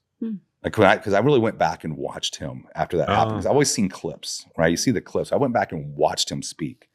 I was like, oh my goodness, this is a man who knows the Bible inside and out. And I was like, you know what? I want to know scripture like that to help people. Oh, wow. And so, but yeah, all that to say, scripture plus, Nathan and Christy also being believers. I mean, they prayed over me in April. I only met them for the first time. And I was having all this, I thought I had heart trouble. And I was going to get a heart scan. But I was just having a crazy amount of anxiety. I just quit Beast. I just kind of stopped doing Hurt. So my life went from like crazy to boom. And like all this kind of snapback anxiety came in. And they prayed over me. And he just prayed for peace. And they kept saying, Lord, give him peace. Lord, give him peace. Lord. And I felt that grip on my heart just go away. And it hasn't been back. So it's like the power of prayer. So I wish I could sit here and say there's something in this training that's going to fix everything, but like our bodies have the power to heal, right? They're created to heal. We just have to get things out of the way to let that happen. Nobody from outside is going to heal you. I mean, you can stitch up a wound or something, but especially mentally, what I realize is like, if the desire is not there to heal, then you won't heal. Right? It's secondary gain idea. Like, I'm going to hang on to this. No amount of talk therapy, if I don't myself want to give it up, you're not going to. Yeah. I sat with Rebecca the other night saying, because I went into this fast testing that. The body has the power to heal itself. Well, there's no better way to test it than to give it nothing. But water. And it has crazy healing properties. I mean, within 36 hours and my muscle stiffness is gone. My joint pains are gone. Sure, it didn't knock out the psoriasis, but it doesn't itch anymore. This time. And it may take longer, it's been there 10 years. I'm not going to heal maybe in multiple 28 days. sessions of fasting. I need to tell Rebecca, and I told her, I said, I'm healed. I'm healed after this. I'm better off than most people my age. I'm active. So what? My crotch itches. There's a lot worse things. There's a lot worse things. Jesus. We didn't know you were going to hear that, Shawn. Mona is like, maybe I don't want to come on this podcast. So we tend to focus on, oh my gosh, I have this rash and it itches and, but I'm healed in every other spot. I mean, when the doctor went through all the other possible symptoms and things that you could be going through, it's like, nope. Well, and even too, like asking you. But you have to claim it. I feel sick. I feel like I have Lyme disease. But I need to say, I don't got Lyme disease. Or I need to say, my body's put it to rest. Son of a bee in a remission. It's not getting to me. With your lungs, it's not going to get you. You don't have to. You don't. It was just like with our kids. I managed somehow to do it with my kids. I said, we're not opting into this. Teenagers have to rebel. That's right. We're not opting into that. We are going to be a family. I'm not opting into kicking them out at 18. Nope. We can all stay around. That's going to be our family culture. We need to make it a healing culture. Where your body. So I appreciate you saying that. What you say, So that's. I've always said like I was diagnosed with something, not that I have. Yeah. One thing the Bible said, we used to do this back in our radical days. The Bible says the earth is the Lord's and all that's in it. Remember this stage? I stopped saying ours. We named our car the Precious so that we didn't have to say our car. We just would say that. Try catching yourself on that. You claim so many things all day, and to try to not to do that is an act of, I guess, worship or acknowledgement or whatever. Just to remember that the earth is the Lord's and all that's in it. So why are we worried? For me, it's like we just are stewards of the day. We're just hired. We don't know. We're hired hands. We're working by the hour. Who do we care if we're just work called to gets a little extra? Yeah, I'm with you. And even just like with I would love to take credit for my story, right? It's like it's a cool story, and but God made my life so. Like if I tried to take credit for this stuff, how did you figure this out? I'm like, well, phone rang and I picked it up. Like, you know what I mean? Like I don't have, there's no way for me to take glory in it. You know, it's just everything's just such a God thing. Like, oh, well, I knew I was going to get sick on the airplane. So I planned myself a trip to Dallas. Like, no, I just happened to be going to Dallas. And my doctor just, it's like, like, I just have to give glory to the Lord because the storage is, otherwise it just looks silly, So I'm with you on that. It's just like, just steward the day. And it's not even it happened. Like the Lord orchestrated that. Orchestrated it. Yeah, it wasn't a chance. Yeah. I'd flown to any other city that day, I'd probably be dead. I really firmly believe that. The way my oxygen was crashing and the way the hospitals want to ventilate everyone. Yeah. And I could breathe just fine. I could breathe, but I wasn't processing oxygen. So why ventilate? Interesting. But. So what do you tell yourself now? What are you telling yourself now with your brother and with your health? Well, my concern is that they're going to pray in my lungs back into health, and I'm going to go get stem cells, and they're going to be like, "Hey, your lungs are fine." So I was like, "Be careful, guys. You guys are going to heal me before they get there." But hey, but I'll be healed. Yeah. Did you know that grief is held in your lungs? That's what they told me. It's interesting. That's what they told me. Yeah. And so yours going to start healing now. 100%. That you've let that go. Yeah. And there's a lot of stuff in my life I've had grief over. Now my brother just happened to be the largest, top of the pile. So, but yeah, it's like, how can my lungs heal when everything I carry in my lungs? And so, but yeah, it's even Dr. Matt, who I went and saw Matt Chalmers. He's just like, your body has the power to heal. He goes, I don't heal you. Yeah. HBOT doesn't heal you. Quinine doesn't heal you. It just gives your body the ability to heal. And if you think you're sick, you are. It's like, I'm this, I'm that. I have asthma. No, I've been diagnosed with asthma, like you said. And there's a lot of technology that can heal that. But if I go into it, like in this much more healthy state, how much more effective will that treatment be? Black Rifle Coffee, one of the guys there, his dad got some stem cells and just like doesn't even use an inhaler anymore.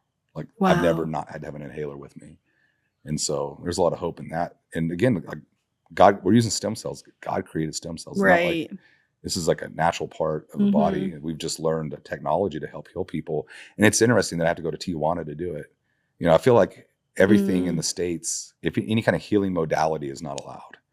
Right. Like, right. Only There's a lot of people who are very cautious or nervous about it. Like with Justin and the fasting, people are like, oh, I'm so afraid. I'm so, like really putting their fear out about it. And I'm like, but are we not afraid about like eating junk? While they're drinking a Diet Coke. Like eating junk? Me, like, don't fast. Why don't we worry about that and not be fearful of the body?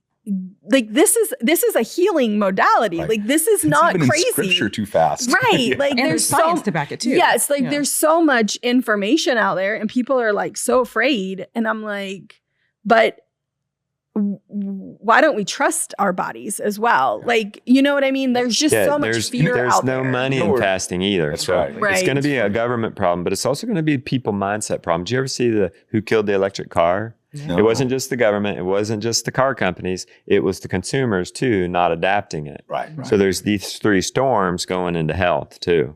We can't just blame the government because it's the people and their mindset too and how much they like their Coke. Well, that's what somebody asked me the day. I can't remember what we were talking about. Why don't you think that happens? I said, because ultimately, no one cares. Like, no one cares. And like, I know for one thing, we're not supposed to do. We're not supposed to be in a calorie surplus every day. That's not natural. That's so bad for your body. You never get a glucose. When I started going and losing weight and doing carnivore and doing keto and all this stuff, no one ever talked about my diet when I was shoveling pizza and Doritos in my mouth. No one ever said a word. No.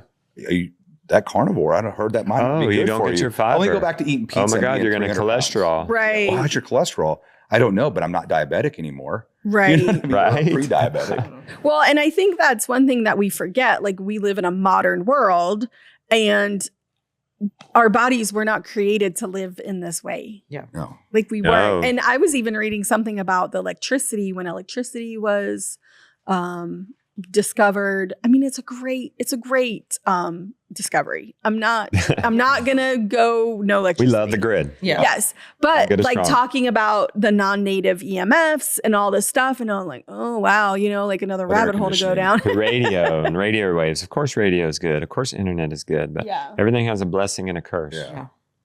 So I don't know. I say all that to say is like, let's start. I think questioning everything is so good. I think that is, that's something that I feel like in the last year, Justin and I have, I mean, it's pretty much been our whole adult lives. I feel like we question everything. Yeah. Our bodies are so primal.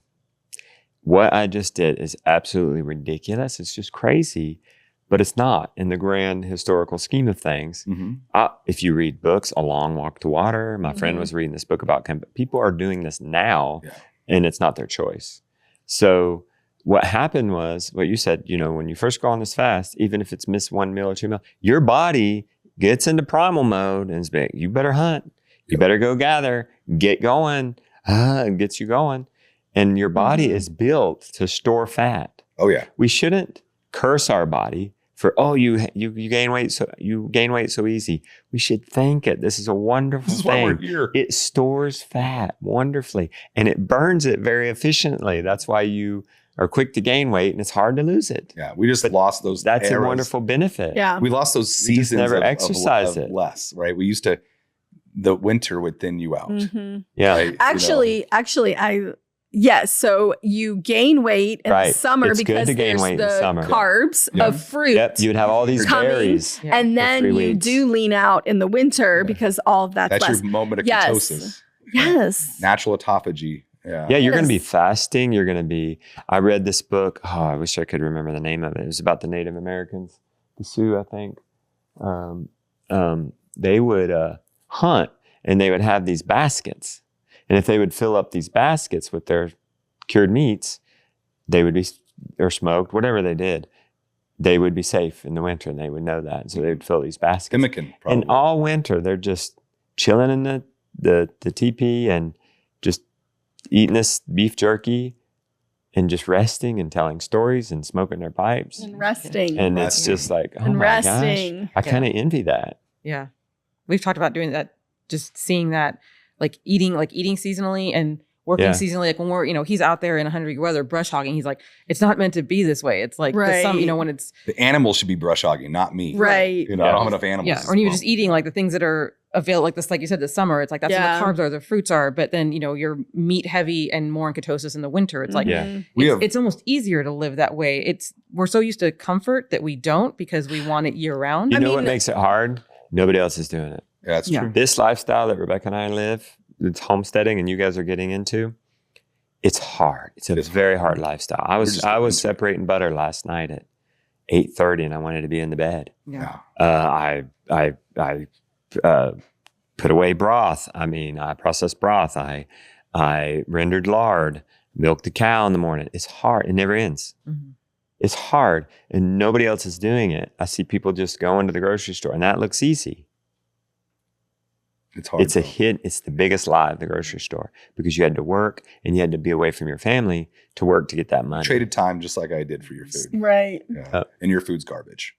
That you got at the I know. That's the thing about the grocery store is that the food is just not as mineral rich. It's full of calories. It's 85% a tomato ripened vine, a tomato ripened on the vine. Sorry, I'm 46 now. My brain doesn't work as good as it used to. Sounds like compared to the homegrown, the homegrown to the sounds like I need. She hits me when I suggest fasting. Homegrown to a grocery store tomato, 85% less minerals. 85, that's a lot. The thing is so if the minerals are not in the ground, they won't be in the vegetable. Right. Vegetables can't create magnesium or whatever. So if the soil has been stripped of minerals, there will be no minerals in your food. I know. It's hollow food. It's calories and no nutrition. And, here, we don't really have a lot of cornfields. We have tomato fields. And year after year after year, they're just putting tomatoes on it. Mm-hmm. Peppers, and I never see them putting anything on it to give back to it. You know what I mean? And so I'm just like, oh. And then when you monocrop, you have a pest that breaks out. Yeah, and then they're spraying. Spray. You have no choice. You either lose everything or spray. Yeah. Well, and some of those tomato fields, we can segue into Helene, they were, right by King Creek, and I'm pretty sure it's pretty toxic. They're already growing back this year. They're growing back, and they already have replanted them. I never thought of that part of it. You're right. You would not want to eat what we breathe. I know, and so I'm like, I want to, segue into Helene and what you experienced. Oh yeah. One thought before we get into Helene. Okay. I want to go to Helene. One thought. I just go on this rant. I feel like I learned it during this fast. I'm thinking am I sensitive to food, right? So I did a 36-hour fast. My pains went away. I came off of it. It just all came flaring back. And I said, oh God, it must be something I ate. Thank you, body, for showing me. And so I'm even sus of meat even. But I'm out there doing my chores. I'm moving the cows. I'm seeing the cow. I'm hungry for them. They're eating this grass. Yeah. If you look at that garden, it's not natural. That garden, if I left it, will not be there. It will soon be gone. Oh, yeah. But those cows, if you let them loose, they're going to be happier than ever. Easiest thing on the farm. Animals are natural. The ruminant animals are natural. I'm even sus of the chickens and pig because it takes so much grain. Yep. And I'm moving them off of grain. But it's natural. I'm sorry, you garden vegetarians. It's not natural. It's not natural. It doesn't Vegetables happen are in nature. starvation food. Yeah. Some fruit on season. You could go up to Pisgah and for 2 or 3 weeks, the blueberries are in. Mm-hmm. That's natural. Yep. Gorge. Have your diarrhea. Enjoy yourself. I would. If I was the Cherokee Indian, I'm sure it happened. We've Preserve what you can. Just go to town. Just go to town. Get those It's calories. worth it. It's worth it Yeah, after all that meat. The back of our property, we have like, I don't know how metric tons of muscadine grapes that are growing. Oh, wow. You know, and you just eat them off the ground. They're so sweet. Mm. Yeah. But like right now, like August to September, we could have just been, we couldn't even have eaten all the grapes that grow. Yeah. Yeah. Wow. Just think about that. Like, but they're there, they're gone. Right. It's just Yeah. that Mhm. moment. So it's Just for a interesting. You guys have moment. the same thing up here with the blueberries. Yeah. And the doctor we saw, they're very vegetarian, 100% plant-based. I know. They don't even they do SOS, no salt, no oil. So not even olive oil. What do they feed No their salt, brain? no oil, and no sugar. I get the no sugar, but The way they go, and it's great. I'm happy for them. for breaking the fast, it's fruit smoothies or fruit juice. You start with juice, and then a fruit juice, and then Poor you go pancreas. to salad. Mm-hmm. I'm like, Without any raw oil. salad is not easy to digest. well, he was saying cook it, And so then- he's not talking okay. about like Cooked salad? lettuce. He's not Just talking put it about on my lettuce. tombstone. Death by meat. He's talking about like spinach or like a green. So all the You high would- you would- oxalate things. And Yeah. then third or fourth, grains. It was grains. And then beans. And so if you look at that though, for Rebecca and I to grow, first of all, fruit is hard as Yes. to grow. Yes. And takes a lot. And then to grow grains and then beans, you can't do that. Can't That's not grow grains and sustainable. beans. Nuts If you and look at it seeds from are a very natural, difficult as well. sustainable, I'm going to grow my own food way, you got to grow meat. You don't Mm-hmm. even burn the calorie. Tending the garden takes more calories than you get from it. Yeah. The garden has to be a garnish, tomato sauce for the meatballs, That's right. salsa like, even for nuts, the eggs. We have the black walnuts. We processed them last year or 2 years ago. We tried to save them and we were like, let's see how hard this is. 4 or 5 hours of work for 1 cup of nuts Oh my shot, gosh. shot. that we didn't even like the taste. Yeah, I Oh, asked Joel wow. Salatin, the America's Farmer. I said, I was driving around the farm with him and we saw these walnuts. I said, Joel, you ever harvest those walnuts? He said, yeah, I go down to the co-op, I get me a bag and I pull the thing, go check them out in bulk. Yeah. It's like you were saying, like for me, like if we never grew a vegetable on my farm, I'd be fine with it. She likes it. So Yeah. that's fine. 'cause And you enjoy could it. survive. 100%. You know how much work the cows You would are? thrive, actually. I put an automatic waterer onto the tank and then turned it on. That's all I've done for the cows. yeah. And That's all you got to do. They have a baby, and the baby just starts drinking the milk, and then she eats the grass, and you just don't Yeah. touch them. We don't move them right now because we don't have enough. Yeah, we'll get you Really, moving. we got some sheep now, so now we can start rotationally grazing. Yeah. But even now they just got 20 acres or right now we have them Yeah. 6 acres of just as much grass as they could ever possibly eat. All right. Granted, my fields they're being picky and they're not knocking the weeds down, and there's all the benefits we're not getting from. Right. But once we move out there, then we'll start. Yeah. Even with Yeah. a handful of animals, It's- You gotta we'll do what start you can. rotationally. It's very difficult. So tell me about Helene. Tell me how we got from. Oh, so I should do this fun fact. You know, that's how I really got to know you. I've Right, seen you on that's right. MrBeast, but then I get a text from my friend Amy Fuel, Homesteaders of America. Oh, I got this guy named Shawn. He says he was on MrBeast. I don't even know who MrBeast is. Blah blah. But that's how you get in. Can I I'm give like, him your okay, number? he was on That's what she MrBeast. Ball. said. Sure, give him my. At least give he's him a my known number. entity. That does Right. get you in places, I'm sure. It's actually... You've not dropped that name just once. Oh, no. That's I've gotten entire cruise ships because of that name. Yeah. You know what I mean? Like, right. You're on a call with somebody like, I don't even know who it is. Like, do you have kids? Like, yeah, my 11-year-old's in the back. Ask them if they know who MrBeast is. They start freaking out. I'm like, yeah, we want to borrow your cruise ship for an hour. Yeah. And they're like, okay. We can make it happen. But yeah, it's... Yeah, so why did you want to get a hold of me? Oh, I won't tell it. Maybe I don't even remember now. Oh, I think because I needed a bridge. So I remember too. I need a bulldozer or something. Oh, no, not a bulldozer, a dump truck. Dump truck. That's how do you need help? What do you need what do you need? with? How can I help? And so we were up here and I saw you guys had a lot of damage as well. Mm-hmm. Also, we're just a big fan of the channel. Right. So we were aware of you guys. Like, she's like, I can't believe you're at Justin Rhodes. Yeah. Oh my gosh. Oh, really? Why? Because I mean, because I've been a fan for a really long time, and then when he's telling me like your property, like that was one of the things I miss most about Oklahoma is my creek, and all of a sudden he's with a video with him in the background. And that video did where I was like, how beautiful this land is. That was just to get to me. Yeah. I'm like, you're lucky, roads are closed, or I'd be going up there. Talk about mindset. He shifted my mindset because you come up here. And you're vlogging like, and this is soon after the disaster. Like you're at some resort, and you're showing the little. This was never there. You showed this little 1-foot waterfall feature, and I'm kind of looking at it as like it ripped through here, and we're torn up. Our whole creek straightened out. Yeah. And you're like, oh, look how beautiful, and you're on this. You got this side of the creek in your background. That's beautiful. Not this side. Yeah, needed all the work. Yeah. Changed my whole mindset. Yeah. I teared up when I made the content about it. It was really powerful but it was just what I was experiencing. Yeah. Because again, the grass is always greener. It just come up and just like, you guys are still so blessed. Yeah. In the midst of all this. And we were very blessed. And I don't like to look at, a lot of people were like, we didn't know what had happened. Right. We were just putting out our content. Right. And it was bad what happened to us. No doubt. It'll be $100,000 worth of work if you count, the true cost of our machines doing all this, blah. That's right.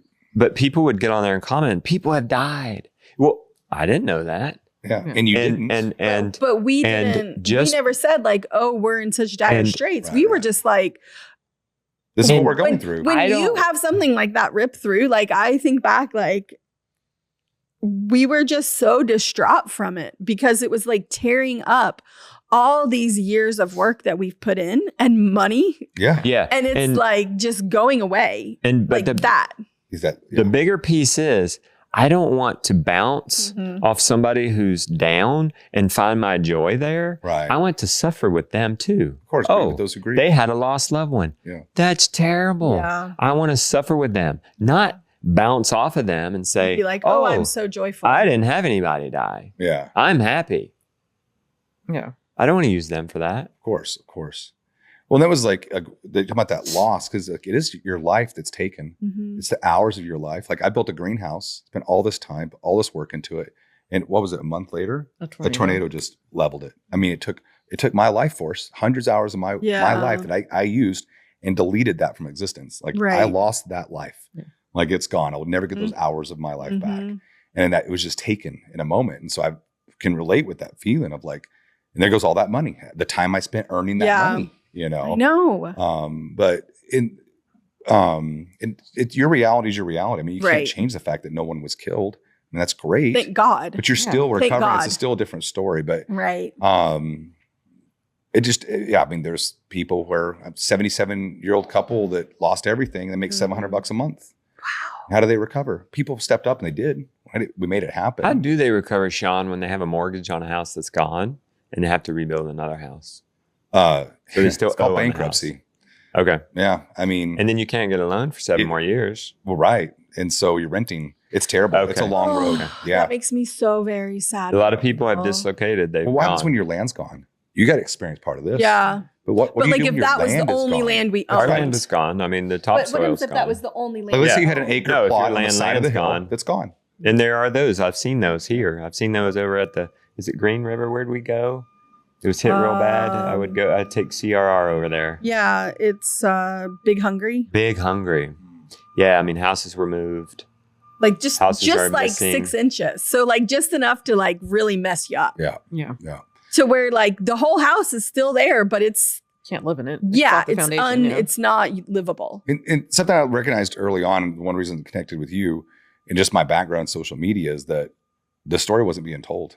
Like people were not seeing what was actually going on up here. And I just figured the more people we get talking about it, the more awareness, the more money will come into the area. Right. Is that true? It was super true. I mean, we raised millions of dollars because I was sometimes, I was like one of the first people to report from Chimney Rock. Wow. Everybody was saying, no, it's going to be a lithium mine. And I'm like, no, these are people trying to rebuild. People weren't donating money because the rumor was, it's gonna be, why would you give money? So that wasn't true. No, it's open today. There's no mine there. Yeah. It's a town still. Right. You know, but it's just the misinformation. Yeah. Mark Honeycutt did a good job just walking down through there. Yeah. On his YouTube channel, just filming. He was one of the first that went. He didn't even comment. He just he said, this is just the reality of it. I grabbed the mayor, the fire chief. I'm like, are we rebuilding Chimney Rock? Like 100%. Is this going to be a lithium mine? No. Yeah. You know, guys, please go donate. Here's our GoFundMe. People need help here. I mean, Bruce is firefighter. His house and his business washed down the river. It's so sad. And he's up here working 12 hours a day as a volunteer firefighter. Yeah. Like these people need help. They don't need conspiracy theories right now.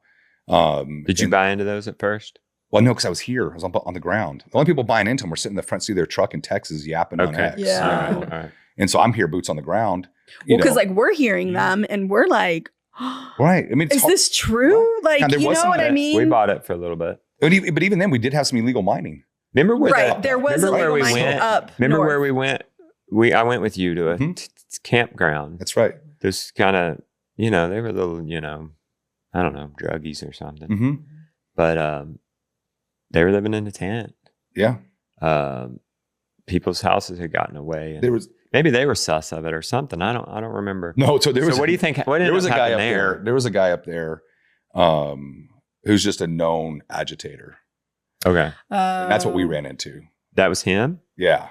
I never really? posted that. I don't even want to say his name because he's still around. Right. And I don't want that energy on me. Right. But he had come into the area to take advantage of the situation. Oh, okay. So, but yeah, so a lot of that is, man, the disaster space is so corrupt. There's just a lot of corruption that comes into it because it's so last minute. It's all feels.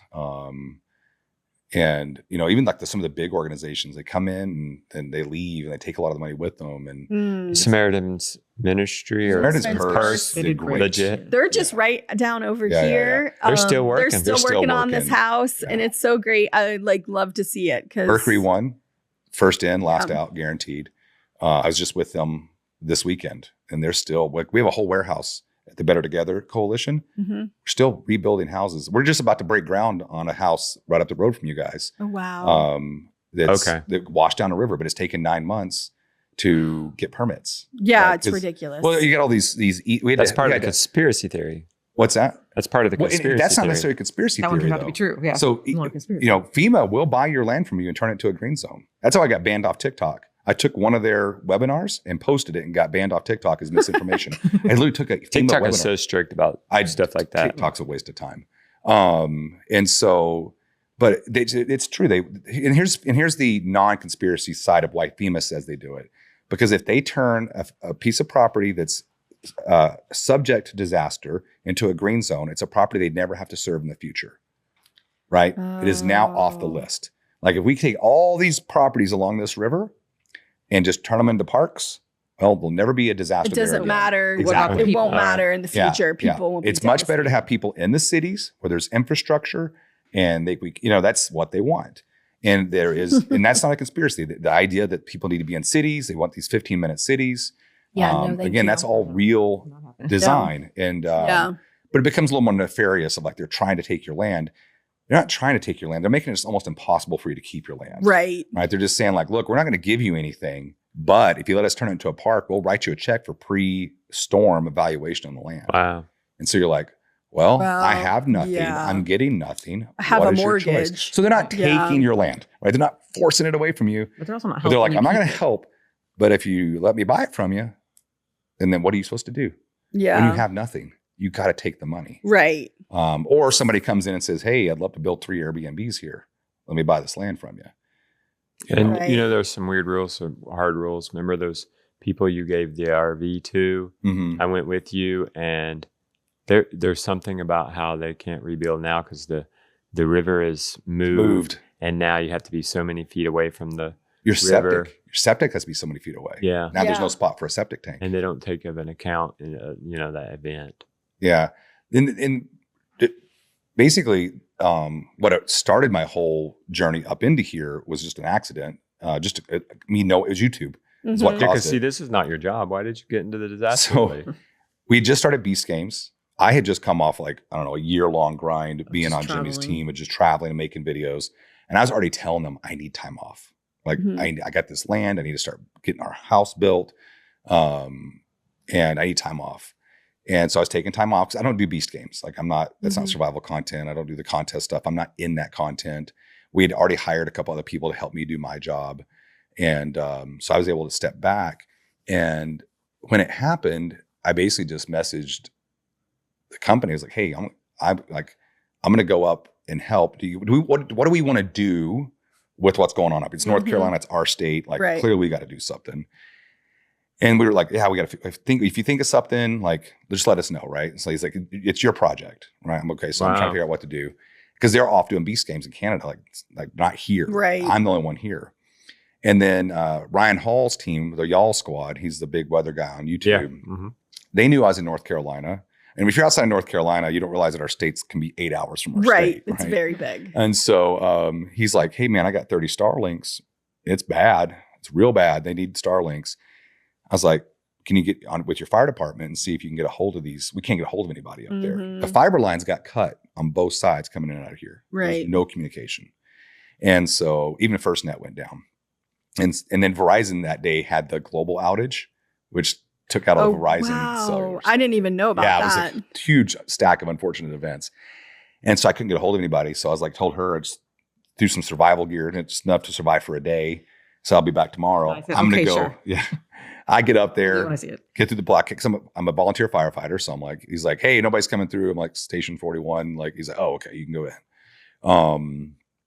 I get up to the airport and they land with these 30 Starlinks. The picture I posted was like, I had me with this highway patrol with all these Starlinks stacked. The reason I had the highway patrol is because the FEMA guys at the airport were like, nothing's leaving the airport. We'll put your name on it and we'll release it to you. And I was like hell you will. Right. I'm thinking I'll never see these again if it gets into FEMA's hands. Right. Because just the bureaucracy of it. Yeah. And so and I said, hey, I'd already been talking to these highway patrol. I said, my airplane's out there. If we let them have those, we'll never get these. And they're like, we're going to go get them. And so he goes to get the airport guy was like, hey, you can't go out there. He's like, I'm a state trooper. Stop me. He's like, we're going on to the airport. And so he escorted me out there. They wouldn't let me drive my truck out there, but they drove their police car out. That's why the police car's in the picture. Oh, that's because we had to load them into the police car to get them off the airport. So right away we were meeting resistance, like right off the bat. And then Nick Soder, Chris Hall, we basically split them up. They had a bunch they brought with them. And I headed down to Black Mountain and they were going to go to the other side. We basically just split up. Right. And we took a highway patrol with us to get us through all the blockades. And the state highway patrol, I can never thank enough. They sent us like an appreciation letter. I'm like, what are you talking about? Like, you guys like literally like without them. Yeah, exactly. And got to the first fire department. I'm like, my job's done. I'm going to hand these off to the fire department. They'll get them out to all the other fire departments and there'll be a network set up and I can go home. My job's done here. And I walk into the fire department and I'm like, oh man, like these people have lost houses. Like they're just trying to deal with what they're dealing with. I can't just dump this on them. They can't even set one up right now. Like what card are we supposed to use? Like, do I have to have an account? Like, I was like, I got it. And so I just set it up, got them up and running. And it was awesome because like nobody knows that some of these firefighters are even alive.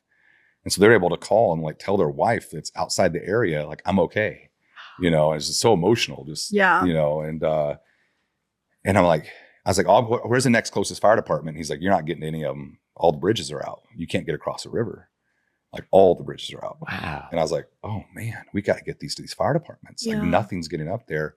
I'm like, I said, as silly as it seems, I need a helicopter. And so I go out and sit in my truck. I'm like, how do I get a helicopter or like a drone or something? Right. And I see a helicopter. So I watch it land. I drive to where it landed. Sure enough, it's a United Cajun Navy. They just got there. They got a helicopter. I'm like, I need a helicopter. Like, great. Why? I'm like, I have Starlinks. They're like, we need Starlinks. And I just started working with those guys. And they just started running missions. And I would set them up. I'd get the batteries and everything. hand it to them, and they would take it to a fire department or a church. And so we just started doing Starlinks, but we were running into a situation. We had a guy who's having like heart issues. We needed medicine. I'm trying to set one up at camp to get us, because I just sent one out. And I'm having to use my credit card every time. Now my credit card's not working. I'm trying to use the gift cards they gave us. Yeah. Like, how many Starlinks do you really exactly. need? Right? And so but I can't even call them to like, and so now I'm trying to use a gift card. It's not working. It's taking 45 minutes. It takes forever because you're like, you only get like an hour window when you turn them on. Yeah. And it cuts the internet off. So if you don't realize it and you plug it in, you come back and it's been an hour, you can't even get on the internet to set it up. So I messed up and plugged like 5 of them in, not knowing there was a timer. And so I'm like, I just ruined these. I just ruined like possibly life-saving equipment. So I got frustrated. I tweeted it, posted at Elon. It was just like, hey, Elon, you got to make these free. These got to be geo tag them, everything that's actually, it just needs to turn on and work. And I'm just like, I have 6,000 followers on X at the time. I'm just Hail Mary, right? And like a couple hours later, somebody comes up like, yo, Elon Musk just retweeted you. What? Wow. What? And I connect my phone because I'm trying to preserve bandwidth. I connect it, all of a sudden it's just like all the notifications are like flying. I don't keep notifications on anymore, but back then I did because I just so little activity. Right. But it was just like my phones got blowing up, and he's just like, hey, it'll be done tomorrow. I'm like, whoa. It was really amazing. Yeah, he did, and he not only that, he also extended it for free for 3 months end of the year, to the whole disaster area. And I'm like, wow, the power of social. That right then, I was like, social media can be for social good, right? And did that blow up your account? Yes. Yeah, that's what happened. So that 6,000 to how many? How many followers? I have 110,000 almost now. 107. Oh wow! Yeah, no, you weren't at that back then. You were even at what, 50? Probably 50 when I was. I kind of spiked up. And the thing is I built such a if you look at my follower base, it's like 99% American. So a lot of people have millions of followers, right? But it's like bot accounts or whatever. But it's like this is real people that. Okay, hold on, time out. Oh yeah. We're just getting such a bad flavor. Oh, off. I've got to flag it. Okay. No shot. Sorry. Gotta wait a second. Hold that thought. That's why I was trying to think. Pause where I'm at. Of course, I feel like I got something in my eye. Y'all need to talk about anything off camera. This might be a good time to stand up. Yeah. Let's take a stand. Good idea. I drank that whole broth. Was it good? So Feel okay still? Yeah. felt so right. That Did tea. it sit okay? That tea didn't hit. That broth hits. So are you going to do elimination? Like, Yeah, backwards he or is just to see gonna. what He's was gonna going I'm do doing the gaps. gaps Okay. for 21 days. I'll do the 6 stages in 21 days. We'll do the re-entry. I don't know if you know the gap diet. So It's basically broth and then soup. boiled meats, then boiled vegetables in that, and then raw eggs in it. And you just kind of different stages until you eat the solid skin. My thing with fasting now is I don't want to lose any muscle. Yeah, you lose muscle. Oh, you yeah, lose 20% of it is at least lean muscle mass. It's But so it hard. comes back in 6 weeks without even. Does it training. really? Okay. See, there you go. Muscle How memory, many- man. Muscle memory. You will gain this back and you'll be more lean. It'll be more lean, jacked. Look.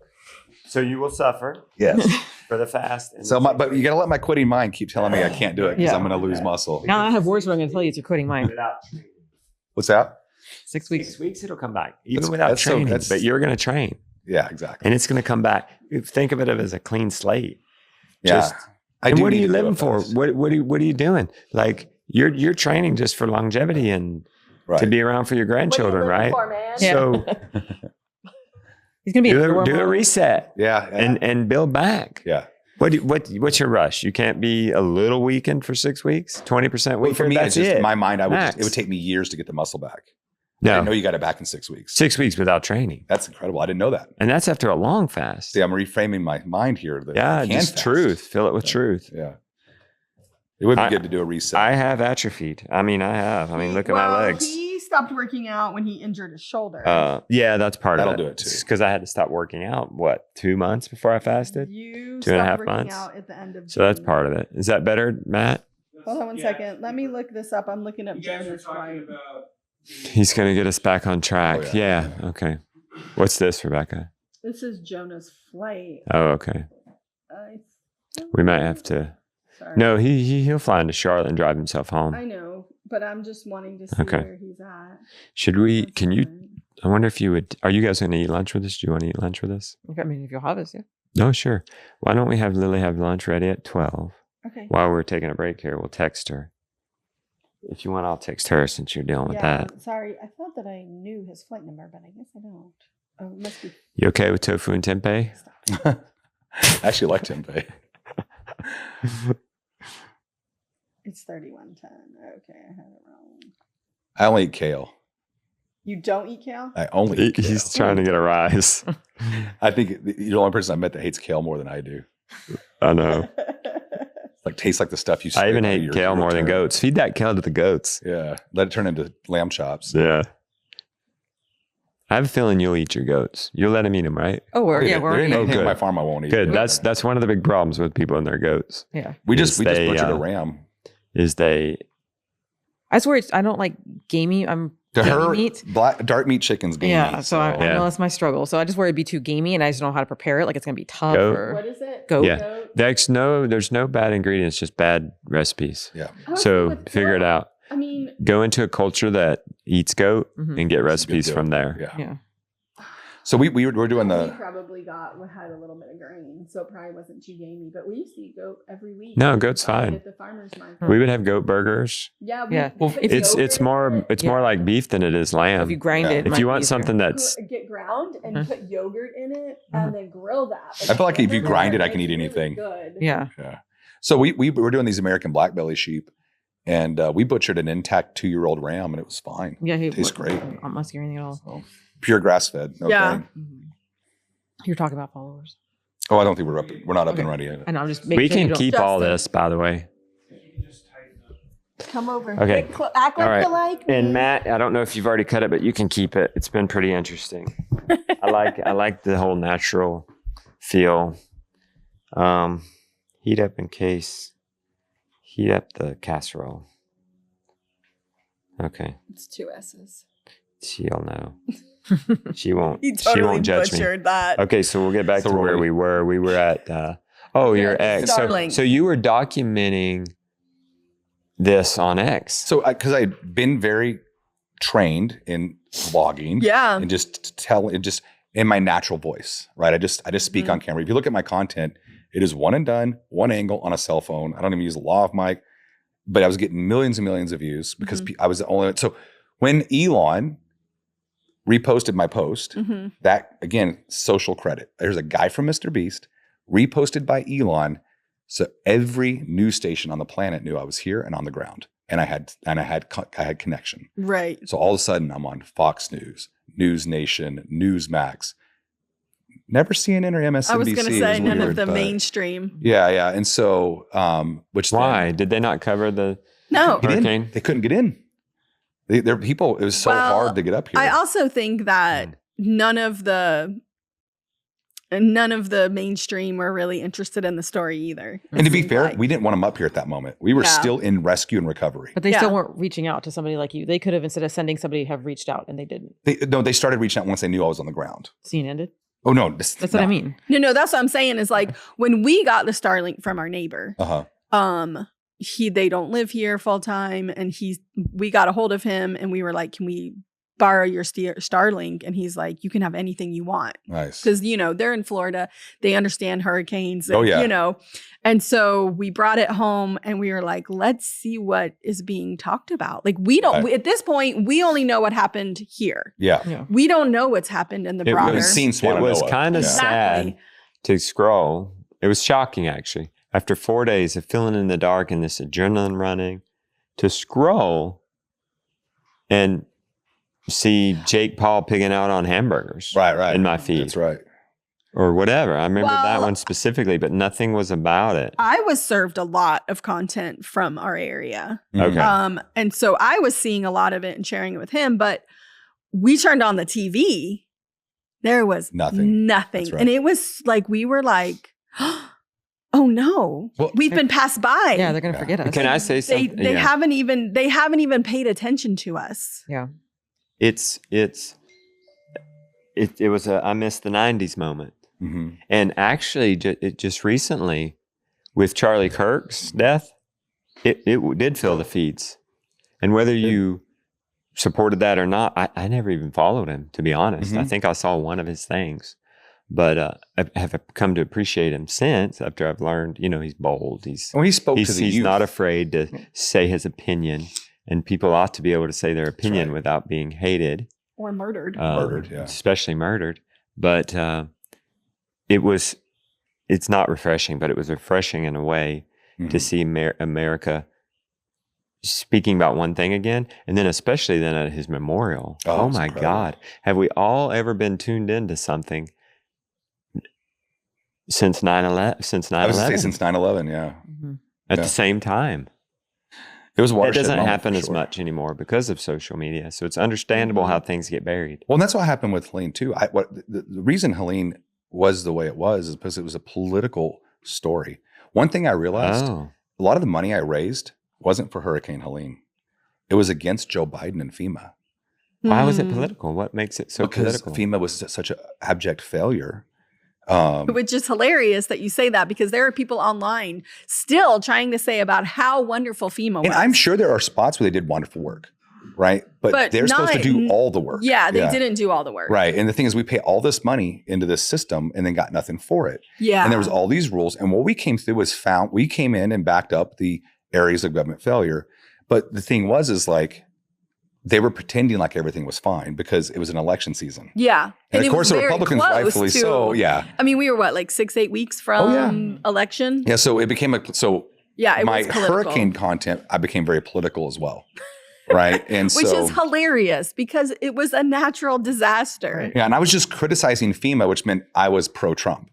Right. I'm like, no, I'm literally just saying like, hey, FEMA, this is going on here. How do we get help? Yeah. Where's this money? Where's these trailers? You built this massive camp and nobody can go live in it. Right. What is this camp for? Right. And so I just started reporting what was going on. And so just facts, just not facts. feelings. Yeah. It was just some opinion in there too. But again, I'm on boots on the ground. I'm standing here and then people would argue with me. My favorite was I was a FEMA crisis actor because I went to Chimney Rock and said everything was going to be rebuilt. And then like me? Have you watched any of my other content? Yes. Like I'm the worst crisis actor ever. But actually, when I first followed you, I wondered, is he conservative? Is he liberal? I didn't know. You didn't know because I was just talking based about on your posts. Exactly. I was just talking about what was going on.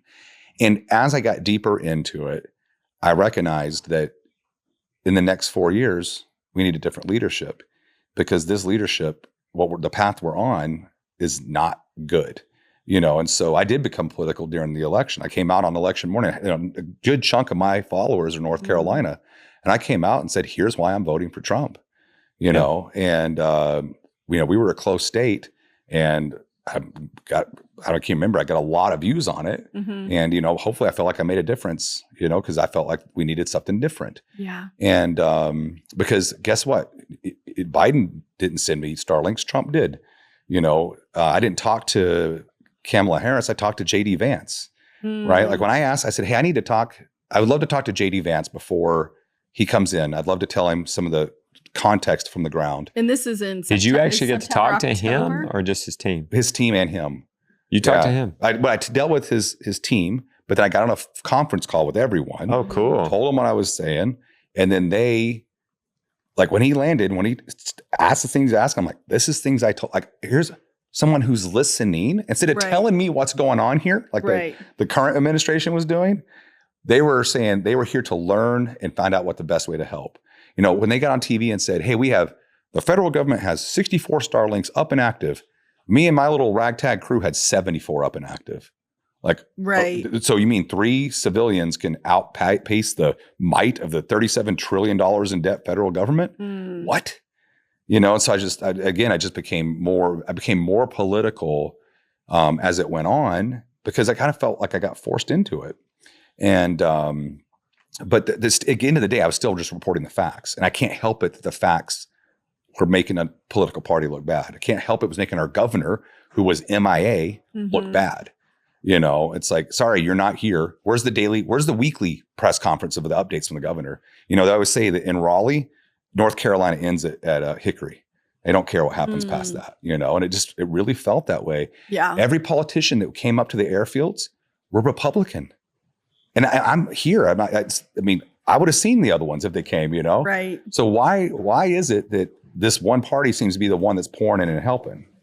So, but yeah, the Starlink's kind of what put me on the map. And then JD Vance reaching out to me and following me. Right. That was a whole nother spike, so. Yeah, and Matt Swole actually converted from Democrat to Republican. I always tell him I always say I gave him his first red pill, and he was all about the COVID thing. Usually, you get a lot of converts after COVID because people's eyes are awake. But that was the beautiful story of Matt and Aaron is they took me in.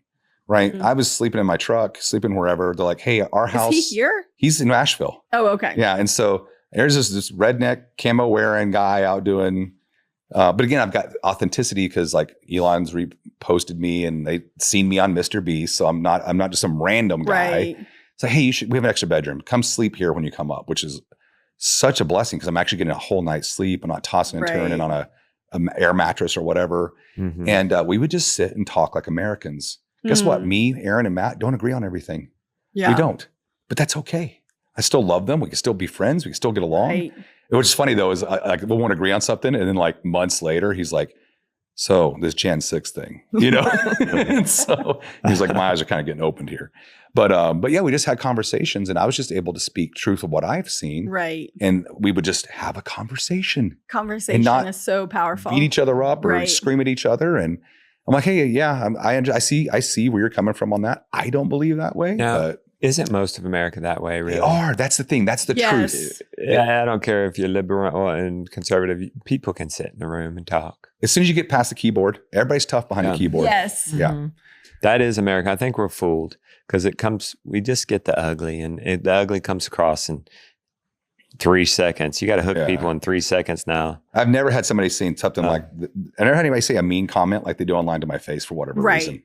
Yeah. Nobody's ever walked up to me. If they did, someone's eyes, and you can see their humanity. Could maybe count 3 times or something where you maybe got an altercation, but growing up being bullied or something. I mean, I just mean politically. No one's ever come up to me off one of my posts and instead of posting the mean comment, said it to me to my face. Right. You know what I mean? It's just, but again, it's just the keyboard that lets you say such wicked things. Yeah. So, I mean, I'm guilty of it too.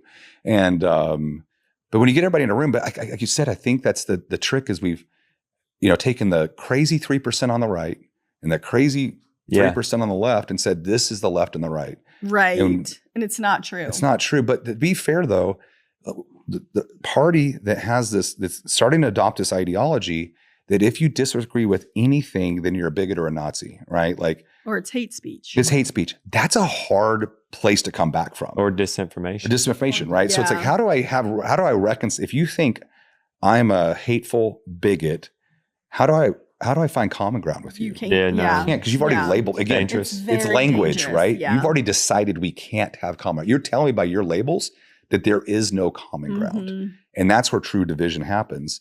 But it's fake, Yeah, it's 80-20 rule. I believe like 80% of America probably only disagrees on 20% of stuff. That's not that big. But also that 80% of America can have peaceful disagreement, right, with the other side. Exactly. You know what I mean? Like we can disagree peacefully. It doesn't have to be that it's this, hateful thing. Right. And I'm much more libertarian than I am conservative. Just because I don't believe in legislating I don't believe in giving the government power over a lot of things. Yes. Like somebody's like, "Oh, you're all for gay marriage." Like I said, no. I believe the government should have no say over marriage. Mm-hmm. Period. Right? Like, wait, what do you mean? I'm like, it's just not their domain. The government should not regulate marriage. Like marriage is a religious institution. This is you want to go out and create a different kind of, that's fine. It's America. Do what you want. Right. Doesn't make me a liberal. Right. And I'm still welcome in the conservative party. Yeah. I think we have huge problems with our prison systems. I'm still welcome in the conservative party. Mm-hmm. But when you have a party or when a party becomes, you have to agree with everything or you're not invited, then naturally you're going to force people to the other side. Right. And it's a bigger tent now. I believe the Republican Party has become a much bigger tent than it used to be. With MAHA, the Make America Healthy Again movement. Mm-hmm. A lot of libertarians, a lot of middle ground people who just really care about healthy food. That used to be a left issue. Like when we lived in California, yes. that was a left wing. That was like very much. The granola ladies. Like the pregnant ladies taking the Tylenol.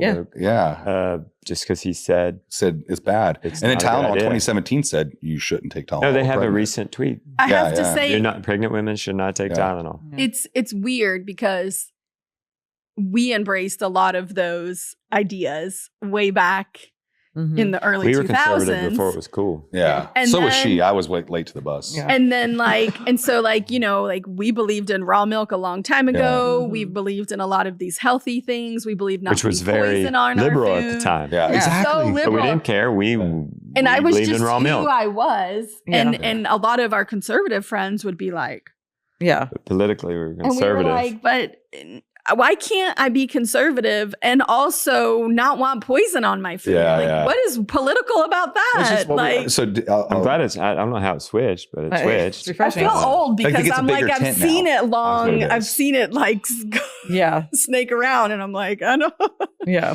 I don't want it to be political though. I don't want healthy food to be political. I Shouldn't just be. want it to be right. Disaster relief That's shouldn't be one thing we political ought to be able to agree on. Yeah. Yeah. But it can, Tylenol is good for you while you're pregnant, or it's not. It It's a doesn't have to fact. be. Are you a Democrat or a Republican? too much now. I even joke. It's like, well, the only way I know what's right is just to look at what they're angry about and just do the opposite. But that goes two ways now. Anything that we think is right, We'll see. so it's become like your moral compass becomes opposite of whatever the other party's doing. Right. Oh, That's- don't take Tylenol. I'm taking Tylenol. That's why it's good to go back to what Rebecca said. You got to question everything. Yeah. exactly. I mean, we've got a great Democrat.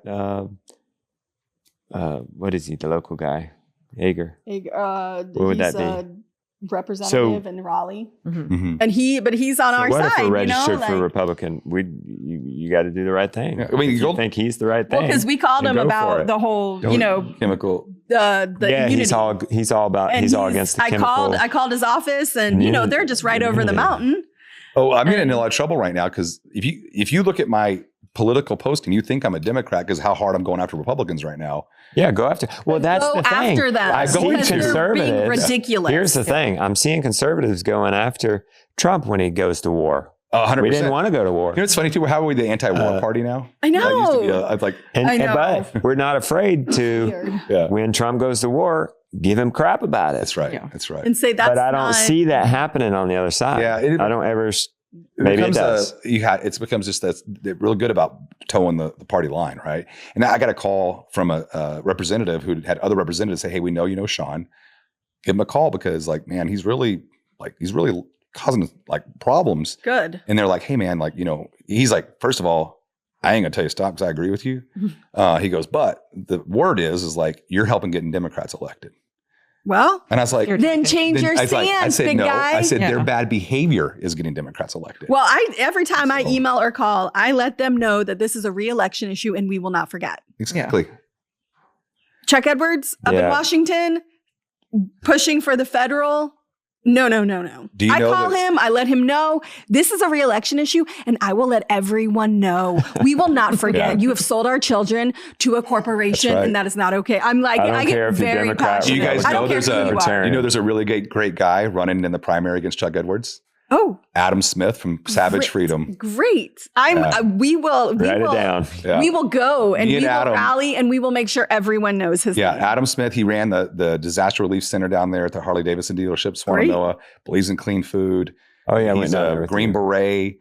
Chuck needs to leave. I'm sorry, Chuck. Hey, so you've stayed too long. Here's the line I gave Adam the other day when I saw him. I said, the difference between Adam Smith and Chuck Edwards is Chuck Edwards is photo ops and Adam Smith was special ops. Oh, good. So- I like that. Good tagline. He That was is the a good boots on the ground. He lived it. He didn't just come and hand out medals and take photos.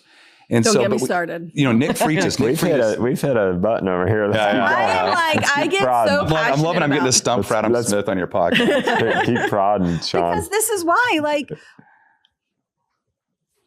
Chuck Edwards represents us Right. up in Washington, Yes. and we let him know Mhm. we don't want this. 86% don't want We it. let him know, Yeah.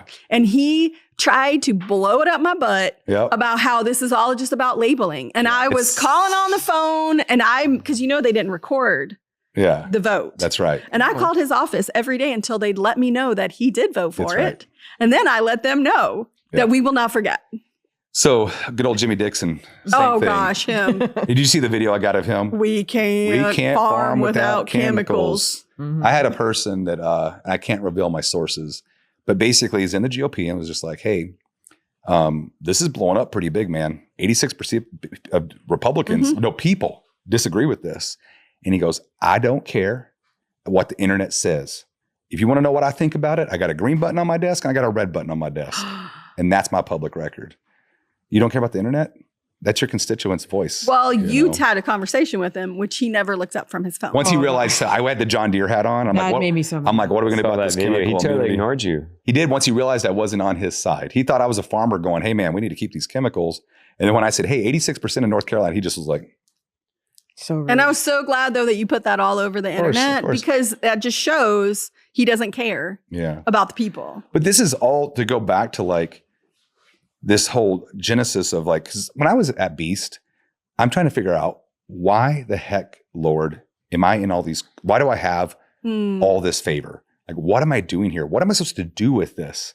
And I never knew until Helene hit. And I was like, oh my gosh, I can take that notoriety, that social media and make it for social good. Right. So all of a sudden, I have enough of a base now. When I go post, you saying stupid stuff in your little meetings that 7 people watch, now millions of people see it. Yeah. It gets to you. Right? They can't hide anymore. They can't do this stuff in secret anymore.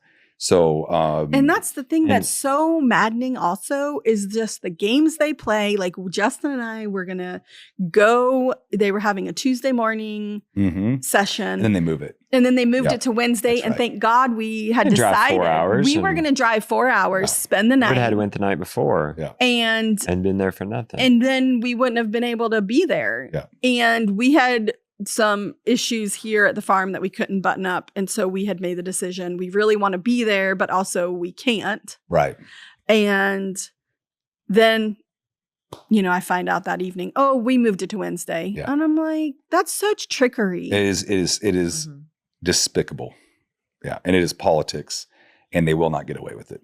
We will because we have the internet now. That's right. He doesn't care about the internet, but the thing is that we have it now. Your voters care about the internet. Everybody will see. That's right. Your voters are on the internet now, buddy. Yeah. You don't care about the internet, so you don't care about your voters. But he's decided to step down now. Oh, so Jimmy Dixon? He's not going to rerun. Oh, interesting. Yeah, interesting. So, but the battle's not over. These chemical companies have nothing but money, and they have everything to lose.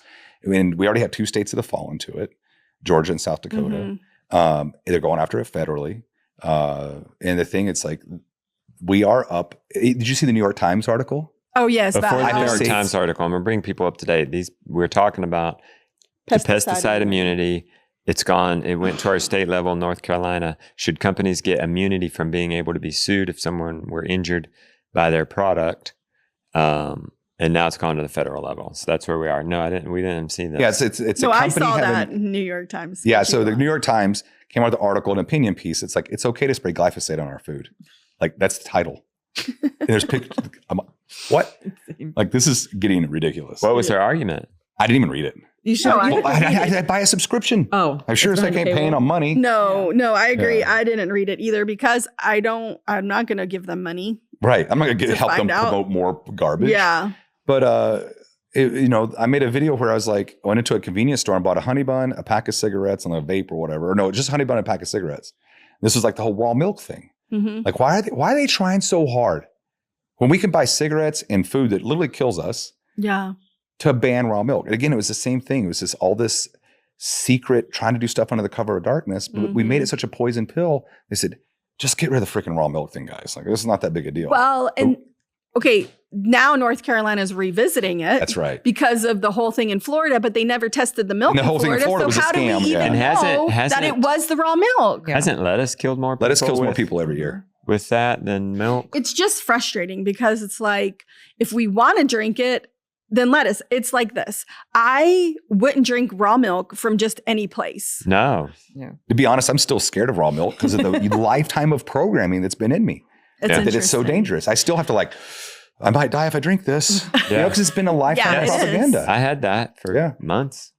It is. Every once in a while, I'll have but also I'm very confident because we don't feed grain to our cows. I learned this early on and I think it gave me the confidence. Grain, guys. The grain can allow the E. coli in the rumen to grow. And so when you don't feed grain, and I'm not saying don't feed grain ever to a cow because it's very strong. And I'm not saying drink raw milk from any farm, because there's a lot that goes into it. Yeah. But yeah, like you can minimize the risk by properly handling the product. Yeah. And so, you know, like this farm in Florida that supposedly had all these people get sick and hospitalized. Well, one, was it that? Because we never tested anything. We just have antidote, you know, and then mistakes happen too, you know, like, I don't know. Like one of my kids bit into a pepper that I grew in my front yard, and it had like a bug had somehow crawled into it and like made a home. And he was like, oh, you know, like he opened up, there's like basically like a web in there. And he was like, oh my gosh. And I'm thinking, how could they have prevented that at the grocery store? Because it's not like, you know what I mean? It's called pesticide. There's no bugs in their farm. Right. Yeah. So anyways, I just was thinking about like things happen. Like it's food. Food's not growing perfect. and changing and living. Like, I don't know. Anyways. It's just again, the whole thing, even just like with Helene and raw milk and pesticide, is just the internet being able to be used to bring awareness. Like, you know, Elon says, we are the media now, which drives the media nuts, right? But it's just the truth. Like all the media is so curated now. Yeah. It's all paid for. Like, how do you believe anything? And even we are the media now, you have to be careful on X too, because a lot of people think they're the media and they know what they're talking about. They have no idea. Yeah. And Social media is the media now. Yeah. And it's just like when something happens, I go to X. I don't go turn on CNN because that's the most up-to-date stuff. And I have people I've been following and they've been correct for a long time. So and I trust Instagram's just as good about it. I mean, you were on par with what was happening with Charlie Kirk through Instagram, right? Right. Because my cousin texted me, I was picking her up at the airport and she said, Charlie Kirk's been shot. And I was like, what? And I immediately went to Instagram and was served the video, unfortunately. I know, in the 90s, you would have turned on the TV. Yeah. I'd run the TV, turn on channel 3. Well, I would have gotten a phone call. Yeah. Because I got a phone call for 9/11. My mom called us. Think about how we watched 9/11. Somebody called turn on the TV. and you went turn on the TV and you sat there for the next 15 hours. Exactly. Yeah. So now somebody DM'd you or you were scrolling. Right. And you see the big news. Yeah, it's always a text for me. Hey, did you see? And I'll sometimes catch things on X and I'll text it to her and maybe she didn't see it. Yeah. Or I'll text it to my wife and I was like, I sent that to you an hour ago.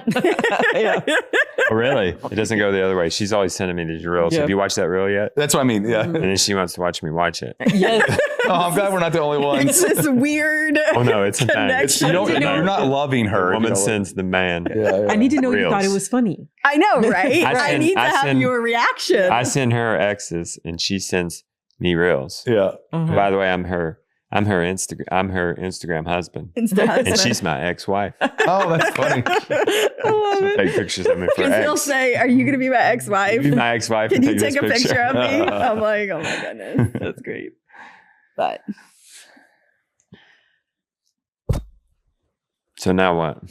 We talked about a lot of stuff. We have about 15 minutes. We'll wrap it. Was there anything else you wanted to talk about? Because I feel okay, so we did. You wanted to talk about the poker. No, I think we talked about it. He wasn't a pro player. He's not as impressed anymore because he's. I won a nice watch once in a church I think tournament. We've covered it. We speaking of X, it is interesting how. Let me pick your brain on that for a little bit because I'm always got to be on it. You know, I've done really well with YouTube, but things are changing. Things are interest based. I've gone in heavy on Instagram lately. I've been enjoying it. I found a groove. The fasting has been interesting on there. I'm getting hundreds of thousands of views on the reels. It's not growing followers, but I think that's a good example of this is the new thing we're in. Subscribers don't mean as much. It's the TikTokification of social media. So what I mean by that is things are coming by interest. Rebecca was scrolling her reels and I looked over and I said, who are these people? And she's like, wait a minute, I don't know any of these people. I didn't know It's just the way Instagram not is these one days. person I followed. And I was like, what happened? Yeah. I was like, am I on my search page? Like I literally hit the home button and it didn't change it. I have literally gotten 2-3 million views or something on my Instagram, which is very big for me on Instagram, and not even 1,000 followers. Yeah, see, with Instagram, you really got to ask. Oh yeah, you got to say, "Hey, and guys, if you're really interested in this journey, give me a follow." They just won't do it otherwise. Wow. They just keep scrolling. They just keep scrolling. But I don't know if it matters. I follow people that interest me. I don't even know if it matters. because I'll post a fasting content, I'll get 100,000 views. Yeah. I go back to my farming content, 20,000. I mean, that's increased even though now since the fasting got me some traction. Now you're in there. So Instagram knows this person wants to see Justin's posts on fasting. So they'll send it to him anyway. Yeah. Yeah. So that's what I mean with the follower thing is like, I watch this guy who speaks Chinese, but he's a white guy. And I love the thing. It's so funny. He gets on and he's like talking to this person from China. And then he like just falls into like the perfect dialect of China and they just freak out. I don't know why I find it so entertaining. I thought I was following him because I was getting served so much of this content. Yeah. And I realized like, I looked one day, I'm like, I'm not even following this guy. Yeah. I was watching the content. You almost don't need to folloll because the algorithm I think does I'm it that for way you. with Adam Rose. You guys follow him. He's so funny. Oh yeah. He does reacts and then he does cooking. Yeah. He'll do cooking stuff and then Adam Rose. Yeah. He never talks in it. But if you're getting more than your faces. subscriber base, like if I'll post something, it'll get 6, 7, 8 million views on X. I only have 100,000 followers. Clearly, I have a lot more than 100,000 people watching my content. Yeah. So tell me what it's like on X. Is it worth it for people to go in on there? I mean, it's a no-brainer for conservatives, isn't it? Which is a lot of the homesteading audience. Both but sides. for some reason, homesteaders aren't on there. I They think never there's have a been. lot of They weren't other on people. Twitter, and they're not going over to X. Well, so X is very much a news-based platform. News is what performs there. Current events, what performs there. Political opinions seem to Big thing, but I do think people want homesteading content. So I mean, I've had some of my best videos have to do with homesteading. They're looking for authenticity. How should I post there? I think we talked about it last time. It's just like it's a slice of life, right? It's just like what you're doing. And here's the thing: you can't rush X. Like it's just going to grow as it grows. It's going to happen, isn't it? Asking questions, people, asking questions is a great format. But I hate the fake stuff. Like this is a picture of Kamala Harris. What would you say to her? It's like, such. You got to really want to know the answer. I think. What's that? I've noticed. I got into the question thing, and then I thought, I don't give a crap what they say to the answer. Right. And I said, I don't need to post questions like that. You need to post I need questions to post where you genuinely questions want to hear that what people I would say. really want That's to hear right. what they say. Yeah. Because you were telling me you got to engage on X. Yeah, and then going in and so there's so much content on X, and I the people that are just there's so many accounts that just what are they offering other than regurgitating, right? They've gotten really good at regurgitating to their follower base to get monetization. They're playing the money game, but I think there's a real hunger for authentic people doing things, actual things in the world, right? Whatever it is. And I think that's going to be a big future for X is as the algorithm develops, these repost platforms are going to die. And they already are starting to. They got millions and millions and millions of followers. And I look at their engagement rate and it's way down, and I'll post something. I posted a thing just asking people to vote for the Black Mountains Home for Children. Mm-hmm. They go on Chick-fil-A and they vote, they click the app and they vote. And that's all they need to do. It's going to take them from $30,000 maybe upwards of $350,000. I'll get 100,000 people that interact with that in just a few hours. And so they love to help. They love to be a part of it. They love to again, just to see what you're doing and be a help. It's a value from the platform other than consuming. It's like, here's a way you can give back. They want to learn things. And I think homesteading, Instagram is great, but I don't feel like we have good discussions on Instagram. I feel like X is a better platform for posting something like saying, hey, you should never feed cows grain. And then there's a whole discussion that comes up, right? Yeah, I feel like it is a better community platform. Because I've learned a lot. I'll post something. Well, you can't just not feed any cow grain. Yeah. It's like a whole thing. Right. That's what I mean. But it comes this whole, I learn all the time. So I'll say something as I learn. And I'm like, I want to do this. And some guy's like, hey, I'm a 25-year certified arborist. Let me explain to you what you really need to do here. I'm like, can I slide into your DMs, get some more information? Because really, there's a lot of experts on there that have 300 followers. Right. Yeah. And so I'll get on and start talking to guys. Got 25 years of experience who's just helping me for free because he loves the content and the homestead. So it feels like a community, right? I feel like I have a community on there. If I needed prayer when I was in the hyperbaric oxygen tube, I was blown away. I mean, I had like 4,000 comments. Wow. 131,000. I mean, just all this engagement. I'm sitting there I'm stuck in my bed. I'm reading all this good, positive feedback. And it was so encouraging. And I was just like, that's the power of social media. But X is a platform you have to be authentic on, in my mind. Now you can go and be an engagement farmer and ask the stupid, all the low effort stuff that drives me nuts. I just block those people. When I see the silly post of like, this is Joe Biden, what would you tell him? Block. Like it's low IQ. To be fair, some of the best posts you've had have been you asking silly questions, like the plane one. But that wasn't being silly. I just saw Air Force One fly over my house. But you asked, why? What is that? And everyone's like, I said, what is that? And of course, everybody jumps on there. It's a plane, dummy. Like, I know it's a plane. It happens to also be Air Force Two. And then somebody's like, oh, Peter Hesketh is going into Kinston Air Force Base to go to. I was like, that's cool. I just had Peter Hesketh land 5 miles from my farm. You know, but again, because I asked a question and it was kind of a stupid question, you get all this engagement, 14 million views. So the bait is to keep doing that because the algorithm's rewarding it. So I don't blame these monetization guys that are making money doing it for playing the algorithm. But X is trying to make the algorithm better. So, look at the Facebook algorithm.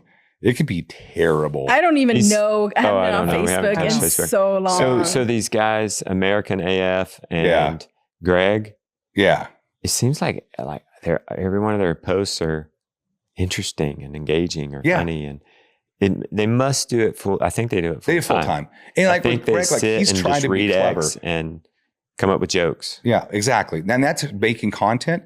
But then that's the tier 2 that I hate, where they take what he made or they made, and then they repost it. You know, and I take honor in it. Like I posted and it was engagement farming, but I thought it was funny because it was the whole Jimmy Kimmel thing. And I had this cute picture of me holding 2 goats.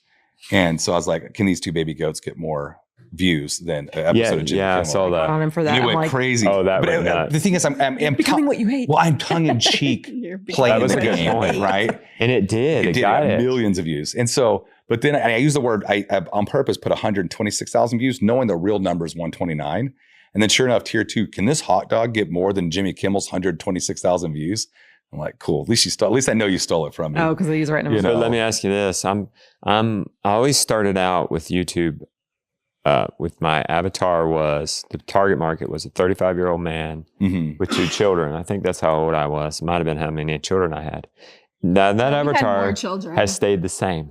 I still want to reach the young man with 2 children, but as I've aged, they can have more than 2 children. But the caveat was it was who wanted to grow their own food. Yeah. But now as I've aged and my kids are getting bigger and they're taking over more of the farm and we've arrived with our farm, there's not a whole lot of projects left. I'm like, I'm way more than a homesteader. Yeah. We talked about watching MrBeast and Ryan Trahan, and the books I read are on the Titanic, or the one I'm reading now is on hunting tigers in Siberia. I'm a father and I'm a husband and a entrepreneur. Yeah. So I want to start talking, and I know these young men are too. Yeah, yeah. They're about health. So I want to start transitioning to where it's not, my brand is not just about homesteading. Yeah. Your brand's Justin Rhodes. And so I could ask you if that's going to work on YouTube or if I should start another channel. Well, here's the thing I know the least about is YouTube, which is funny. Oh, isn't that funny? You work for the Mr. YouTube. And then MrBeast would probably have me start another channel because, you know, the slightest difference, MrBeast too, using his own channel for it. But I don't want to be MrBeast. I don't want to be recognized at the gas station. Yeah. I don't want to be. There's a lot of pressure. Whatever he is, I don't want to be that. Well, and I think for you, your brand, because you are your brand. Yeah. Right. And you were focusing on part of you as your brand. You're the part of you that is a homesteader with 2 kids or whatever. Your target audience was at 35. Yeah. But you as a person have grown since then. Yeah. And I started out doing disaster stuff, and I can post about raw milk and get even more views. I can switch over to they're interested in whatever I'm up to. That's what I want to get at with X. Is X friendly for being more? YouTube puts you in a box. That's right. Don't say. That's why people ask if I don't do doesn't. YouTube. I said I don't have time to do YouTube. It's not just easy for me to just post a not homesteading video. Right. It's gonna sink. But YouTube still knows. You know, I don't think it kills the channel. No, so, I mean, it's like the X is just an easier platform to just be yourself on. Yeah. Because they're looking to follow personality, not a brand. Brands do terrible on X, in my opinion. So on X, you can post about the book you're reading, 100%. About the food you're growing, 100%. About the fast you're doing, about about the midnight mass you went to, tried the political, and I guess I found that to be Carolina. true. I mean, going to the political. To me, it's fights. blowing me away. I posted my health scare, and we were at Salt and Light. Every person I walked up to was like, "Hey, how you feeling, man?" I'm like, "Wow!" Like everybody here knows I was ill, you know, and like I've been praying for you. Yeah, I've noticed that. You know, and it's like it's a real community. It's versus just a viewer. It's like they say, "Oh, you have this many followers." I feel like I have that many supporters. Like people are supporting. They're on my team. They want to see me succeed at what I'm doing. They want to see us keep raw milk from getting in. They want to see us keep chemical coming. They want to see our farm be regenerative and restore the land. They want to see us be able to provide clean meat to our friends and family. Yeah, that's a pretty big jump from you to go from survival work to a farm. That's a pretty big jump. And even you can Mr. make some Beast. ties. Like I only had 6,000 followers because of Mr. Beast. Like just he followed me one day on X, and then I had 6,000 just like that. And so because you were working under him when you that was a blessing. Of course. I mean, and nobody even knows about that. I mean, bless him, bless Jimmy for that. Just for that. Yeah. You were working full time for him, but able to do hurricane. That's something I definitely want to mention is that they paid me full time to keep doing that. We were talking about doing a video, but then it just didn't seem right. Way more than I was like, this is not, we just need to help people. And he never once took to the internet. People are like, Mr. Beast should have done more for North Carolina. I'm like, you don't know what you're talking about. Yeah, you have no clue what you're talking about. You think I got a truckload of Prime delivered overnight because of me? Yeah. You think that was, sure, I asked for it, but you know how I could ask for it? Because I spent some days in the freaking cave with Logan Paul. You know, that wasn't that, you know what I mean? Like, you think Jack's Links bringing a whole truckload of beef jerky, that was a fluke? I don't know if you noticed, but Mr. Beast has a Jack Links brand now, right? His name's on the, I wonder how that happened. He gave you access to the warehouse? So there was I had trucks, beanies, and a truck, a trailer, his credit card, stuff that he'll never take credit for because it just wasn't appropriate. I think that is a good thing to talk about too, though, is that people are like, oh, you're like Mr. Beast isn't, but Mr. Beast actually is, and he's not taking any of the credit for it. Do you know what I mean? I think that it's a good lesson to learn that just because maybe we don't see it or hear it with our own ears or eyes, that it's not happening. And to be fair, if he took credit for all the stuff he does, then people would complain about that. Oh, 100%. Look at him He's just trying to take hero, credit. blah, blah. Yeah. So you can't win. You just can't win. No, but it's just amazing. I think too, a lot of the stuff that is out there on the internet, the conspiracy stuff, no matter what genre it is, I think sometimes there's a lot happening behind the scenes that we will never know about. And so people chill. People will criticize for a video on healing 1,000 blind people or giving 1,000 people prosthetics. Or didn't they give houses to people But once? other people are just spending that money on themselves and making a dumb video where it's all just going to be taken to the dump after it's over. You know what's so funny about the blind videos? Our Jackson was a thumbnail kid. He's not blind. He's not blind though. He's not blind, but they say, hey, we need some your son. So that video goes viral and it becomes a news story. So I'll walk in, CNN's on, and I'll see Jackson's our kid thumbnail on CNN, and then they love the comment section with Brett Cooper. And that's kids do, yeah. And so she talked about that video and used it as his thumbnail. He's like, some guy got a tattoo of the thumbnail. No, so his face is tattooed on somebody. Jackson's face is tattooed on some random tattoo, man. Oh man! Yeah, can you imagine getting grief for healing? The deaf or the blind. It's wild. You just can't win. You got to be yourself. I think YouTube wants people to have more stuff on a channel. Like these podcasts, they're trying to. That's right. I'll post it there, and probably I should start another channel. But I'm kind of hanging on, thinking. And Tim Schmoyer helped me, coach me on this. YouTube Shorts is separate. Really, it is. Yeah, it is. But it does some. I would imagine it drives some traffic to the main videos. But that's how they want the podcast to be, and I think. Yeah, I think what you're saying, I think that might be more important is to be yourself. I might be onto something and I might be making a shift at a good time. All right, I think so. Because with AI, you don't need no more courses anymore. Yeah. That's what I was about to say. How are we going to stand out? Yeah, with AI, the only thing that's going to save you is being an authentic human.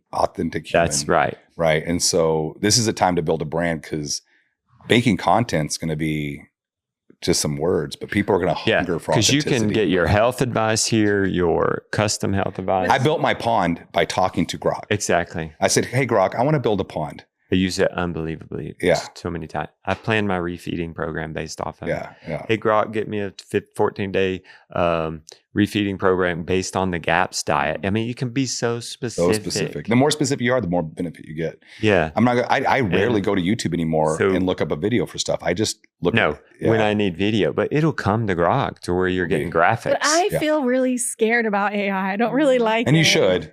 Yeah. Everything is a blessing and a curse. By using it, aren't we promoting it? Like, do you know what I mean? Well, you see all those videos about how it actually breaks stuff up, and sometimes it's like one lady made this video and she knew the stat was wrong, and so she asked them where they got the stat, and AI told her it's like, well, sometimes we just make it up to make it look good. And it's like, wait a minute. So it's like, I wouldn't ask it anything important. It's not foolproof. You have to know that. You can't go into it. I think we use the example of social media. Yeah. Right. I think most people would say social media is bad, but social media has so many people in Western North Carolina right now not homeless because of what we did on social media. Yeah, it's true. And so there'll be a lot of AI for good, a lot of AI for bad. The internet has a lot of terrible stuff on it. It does. But it's also a lot of great stuff. Yeah. Where I'm worried, I'd rather go back and live with the Cherokee and just eat fresh meat. Never store it, never salt, and just, and live on the ground, be in the sun, hunt, and gather. But now I'm like, this is coming, whether we want it or not. Right. And it's going to go after my job. Yeah. And how am I going to stand out as a content creator? And I feel like it's going to be like what you said. You got to be an authentic human. That's right. They'll never have a soul. That's right. Mm-hmm. And you are only going to, your life experience is a unique fingerprint to you. It's unique content to you. Your kids, your day, your health, your wellness, everything's going to be a unique fingerprint to you. But I think what's going to become very difficult is to stand out once that hits. Like if you're not already established going into it, I think it'll be very tough to break into it later. Because we're going to eventually be competing with AI content. Imagine... What's AI content? It's going to be this. Hey, AI, make me a movie about homesteading where 3 people live on the land and they blah, blah, blah, blah, blah, blah. I want it to be about 60 minutes long. Definitely. And I don't want to know the end. That's not far away. And it's going to generate a movie and you're going to sit there and watch it. No. That's not far away. Yeah, Where I'm saying it's going to go to is you won't even prompt that AI. Right. It will be coming up with that content for you. Well, it'll remember everything I've ever asked. ChatGPT's already doing that. That's right. It's already working overnight for you now. It wakes up and tells you at night 100%. and wakes up in the like morning. you and me are going to become the new hipsters where we refuse for the new technology. I want real actors. I want right now we have to do all the prompting. It's going to cost a ton more money because it's not. Sorry. Well, no, I'm sorry. Say that again. Say that again. I was just saying that, like, because I'm with her. Like, I do not want to watch a movie like that. I want real actors, people that I know. And so we're going to become the new hipsters that want the old school way, even though it's more expensive and not as practical. But like, it's just too. But I feel like I'm raising my kids that way too. They're not going to accept that. Right. We're still human. That. AI doesn't change our humanity. Yeah. And when video games came out, I'm a big board gamer. When video games came out, they said board games are dead. But board games are the biggest they've ever been in history. Yeah. People are flocking to board game because it's social, it's human connection. Yeah. In the age of AI, when everything is fake and made up, people are going to hunger for authentic experiences. They're going to hunger for artifacts of history, right? The museums will probably take off like never before. Yeah. Like people are going to want to travel and have experiences, books. Yeah. It'll be a resurgence because at the end of the day, you can't change that we're human. Because I feel like sometimes I feel really stressed out about it, but that makes me feel better. If you're a knowledge worker that does medical records processing, start finding a new career. Yeah. Right. I mean, there's going to be certain the stuff trades too. I tell my boys, I'm like, you want to have a 6-figure business, electrician, HVAC, plumbing, grading. That's not going anywhere. No, AI is never going to take over. Robots, however. We're a little bit off. But I don't know that everybody wants to hire a robot. And I think that's the thing that'll happen. It'll be a revolution where we just won't use it. Yeah. It's like, cool, we have robot plumbers. I'm hiring Greg, my neighbor. Right. I'm going to hire somebody I can look at. They're going to be a health revolution too, where we want to go back to a more simple life. Like that's what I'm betting. At some point we'll be saying maybe the old days were the good old days for sure. And we should. That's what, even with our homestead, part of what we want for a homestead is I want people to be able to come for a week of a retreat, live on the land, serve, healthy animals, eat the food and just unplug from the fake world for a week and hopefully inspire them to leave and go do it themselves. And we want to do a lot of teaching. So it's like, how do we get started on homestead? And we're learning right now. So I'm like, I don't know, I'm figuring it out myself. But I think people would love to come and learn along with us and just see where we've been so far. And that's a lot of what I want to talk about on X going forward is like, hey, this is what I've learned. I mean, I posted a thing about buying manufactured homes and it blew up. There was so much conversation over it. People are like, those things are blowing away in a tornado. And then people are like, no, they're actually built, So there's a lot of interest in it. That kind of guy you like to host? I do. Yeah. Teach? Yeah. Okay. And that would be the dream, is to have like 5 tiny homes where people can come and we make an income, because it's like you're paying to come do this stuff. We have a value that we should be reimbursed for. Yeah. And you're receiving something. That's going to be hot. Homesteading events are hot. So in-person events are going to get big. Consulting, one-on-one consulting, coaching. These are the things that you can't quite get on AI. And that's the one thing I would just like, it could be at any level. Come stay in the tiny home. Yeah. And just hang out and come engage with us as you want.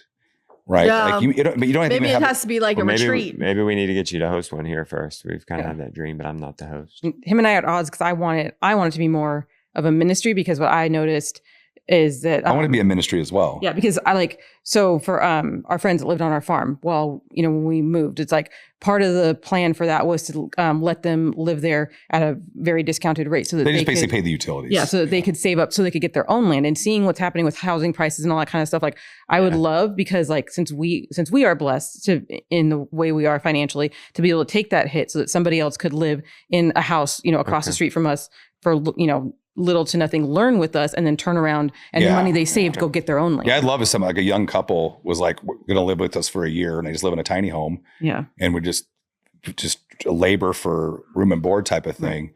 And then they go off and save that money. They still have off-farm jobs, and they save up money and they go buy 5 acres and a manufactured home and start raising their own food. You don't have to wait on it. I'll just let you know, you don't have to wait on cabins.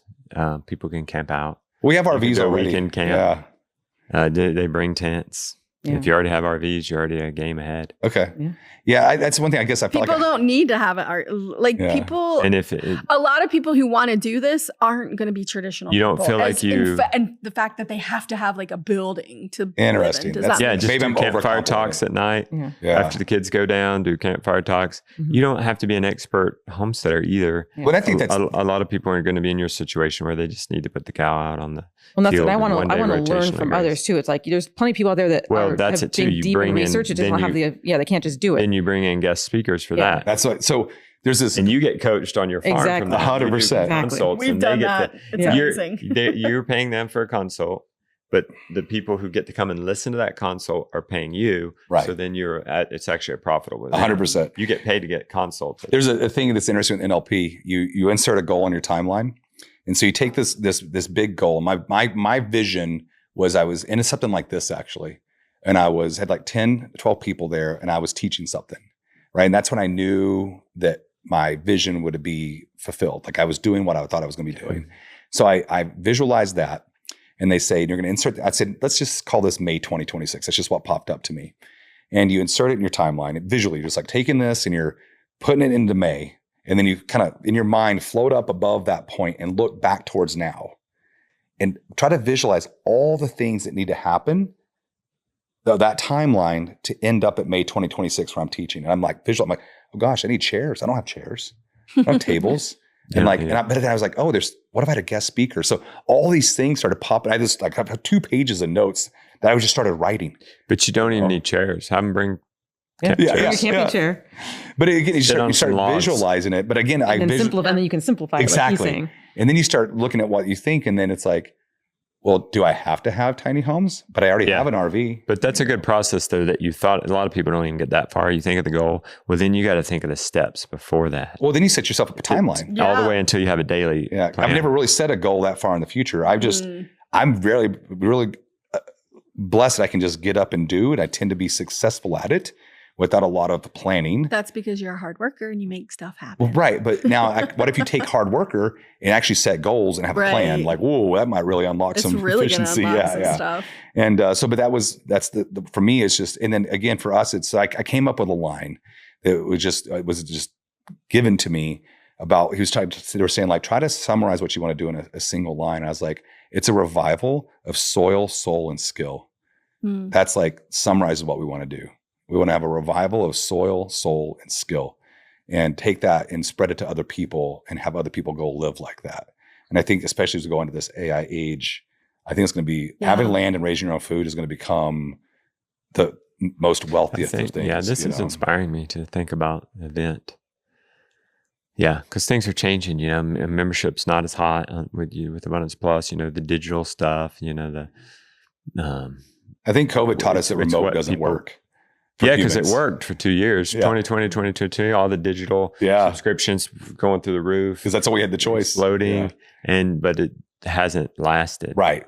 It was a temporary thing. People need now community. We have subscription fatigue, and people need connection now in the world of AI. Yeah, and then again, like I think that's going to be the hottest thing on the market is real in life. Like us going and picking apples yesterday. There was so many people there paying $24 a basket to pick apples. Yeah, and maybe that's something too. We could do an event around the strawberry picking in the spring. Yeah, we already go over sell there. out. You would sell and they out. do pizza ovens, and so you could do. They could only do 100 people, but you could do a high end event. Yeah, a family friendly event, and we're already going over there to pick strawberries.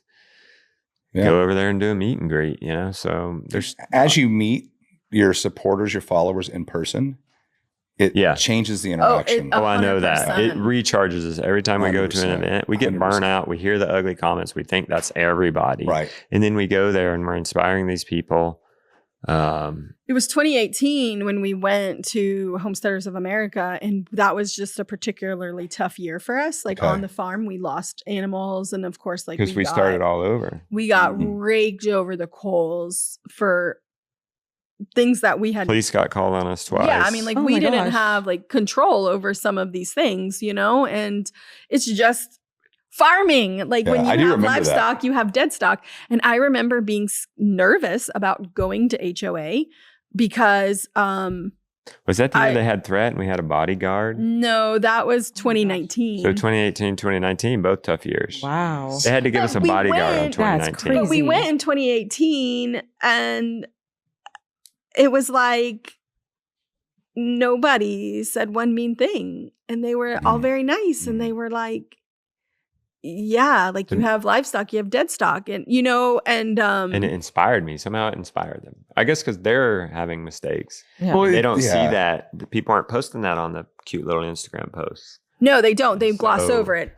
That's one thing. People will say, "Oh, you know, we had to shoot our milk cow." They might and then, say and then after it's the like facts, 3 months later when they already got the new cow. Right. Well, that's a different story than if you're showing, I don't even know what's wrong with this cow, but we've got to put it down. It's not coming into heat. When you still have the doubt. Well, the sheep, you know, that was a big thing too. You know, we bought these sheep for $75 a piece and then they start dying. Well, I'm not spending $275 for the vet to come out. Yeah. That's just how it works. That's just life. Like the sheep were totaled. It made no sense. Right. But then, you know, then they're calling the police on us. The police are coming out. Investigate, not the animal police, you know, the animal, whatever you call them. He still had a gun on his side. That's right. Still had authority. And he's driving a police car. That's right. Or still had truck, lights on his and car. He pulls up and we look out and I'm like, why are the police at my house? Yeah. Like, what have we done wrong? Like, you know, like we don't break the law. Their first call they got was our dog and cats were fighting in the video. They were not fighting. They were playing, and somebody that was called. The first call they got. Even and they were fighting. They reviewed the video. They didn't come out because they saw nothing wrong with what happened because it was play. It was not. But even if it's fighting, cats and dogs fight. We weren't pitting them across. We were not pitting the animals against each other. It wasn't the episode of our cat and dog fight arena. Yeah. No. And then the next one was the cow. They said that we were starving her on grass. She had something wrong with her that we had tried to correct. You mean a milk cow looked skinny? Well, no, it wasn't. Yeah, that too. Yeah. Well, she wouldn't come back in. Like there were so many things. Anyways, we did talk to the vet about that. And she was like, well, we can give her antibiotics for 7 days. And if she doesn't get better, then we know it's this other thing, which we had suspected So a comment said, toxicity. I hope, because we ate her. She said, I hope for karma's sake that your children get sick eating that meat and they have to take antibiotics. Wow. Because you wouldn't get Somebody that cow said that. Like, Nobody would ever say that to your horrible. face, though. Say it. Come say it to me. We Why will would kill you a cow say before we give it that? antibiotics because we don't want to eat antibiotics. well, because this was why, because part of the thing is that That's probably. if we give her antibiotics for 7 days and then we realize that it's fescue toxicity and we have to harvest her anyways, Right. Now you're eating antibiotics in your meat. now which is like you against the can't purge. kill her Yeah. because there is a withdrawal period. And then do we even want to eat her? Like, They aren't a cure-all. It's not guaranteed. it was just really frustrating. Oh, and the other thing is like, you can't be your animal's vet. And I'm like, well, the thing is like, there's not big animal vets are actually like a dying They don't exist. business. Yeah, they're so hard to And find. it's very difficult to find. And if you're going to have these animals, you're going to need to know what to do. Yeah. So would you rather me not know and not try? Right. Or? And so it was just really frustrating in a lot of ways. So we went in 2018 and everybody was so very gracious to us and so very kind. And that's how most people are. Right. Even if they disagree with us. I mean, if I disagree yeah. with you on something, I don't have to comment. In 2017, we Keep scrolling. stayed with pagans, Mormons, Catholics, Protestants, Mormons. nothings. Did you say that? Mormons. Mormons, Orthodox. We had a lot of adventures. Yeah, so it was fun. Anyway, we should probably end it on that note. We need to catch lunch with them. We're going to feed you all a nice turkey Devon from the farm. Not going to complain.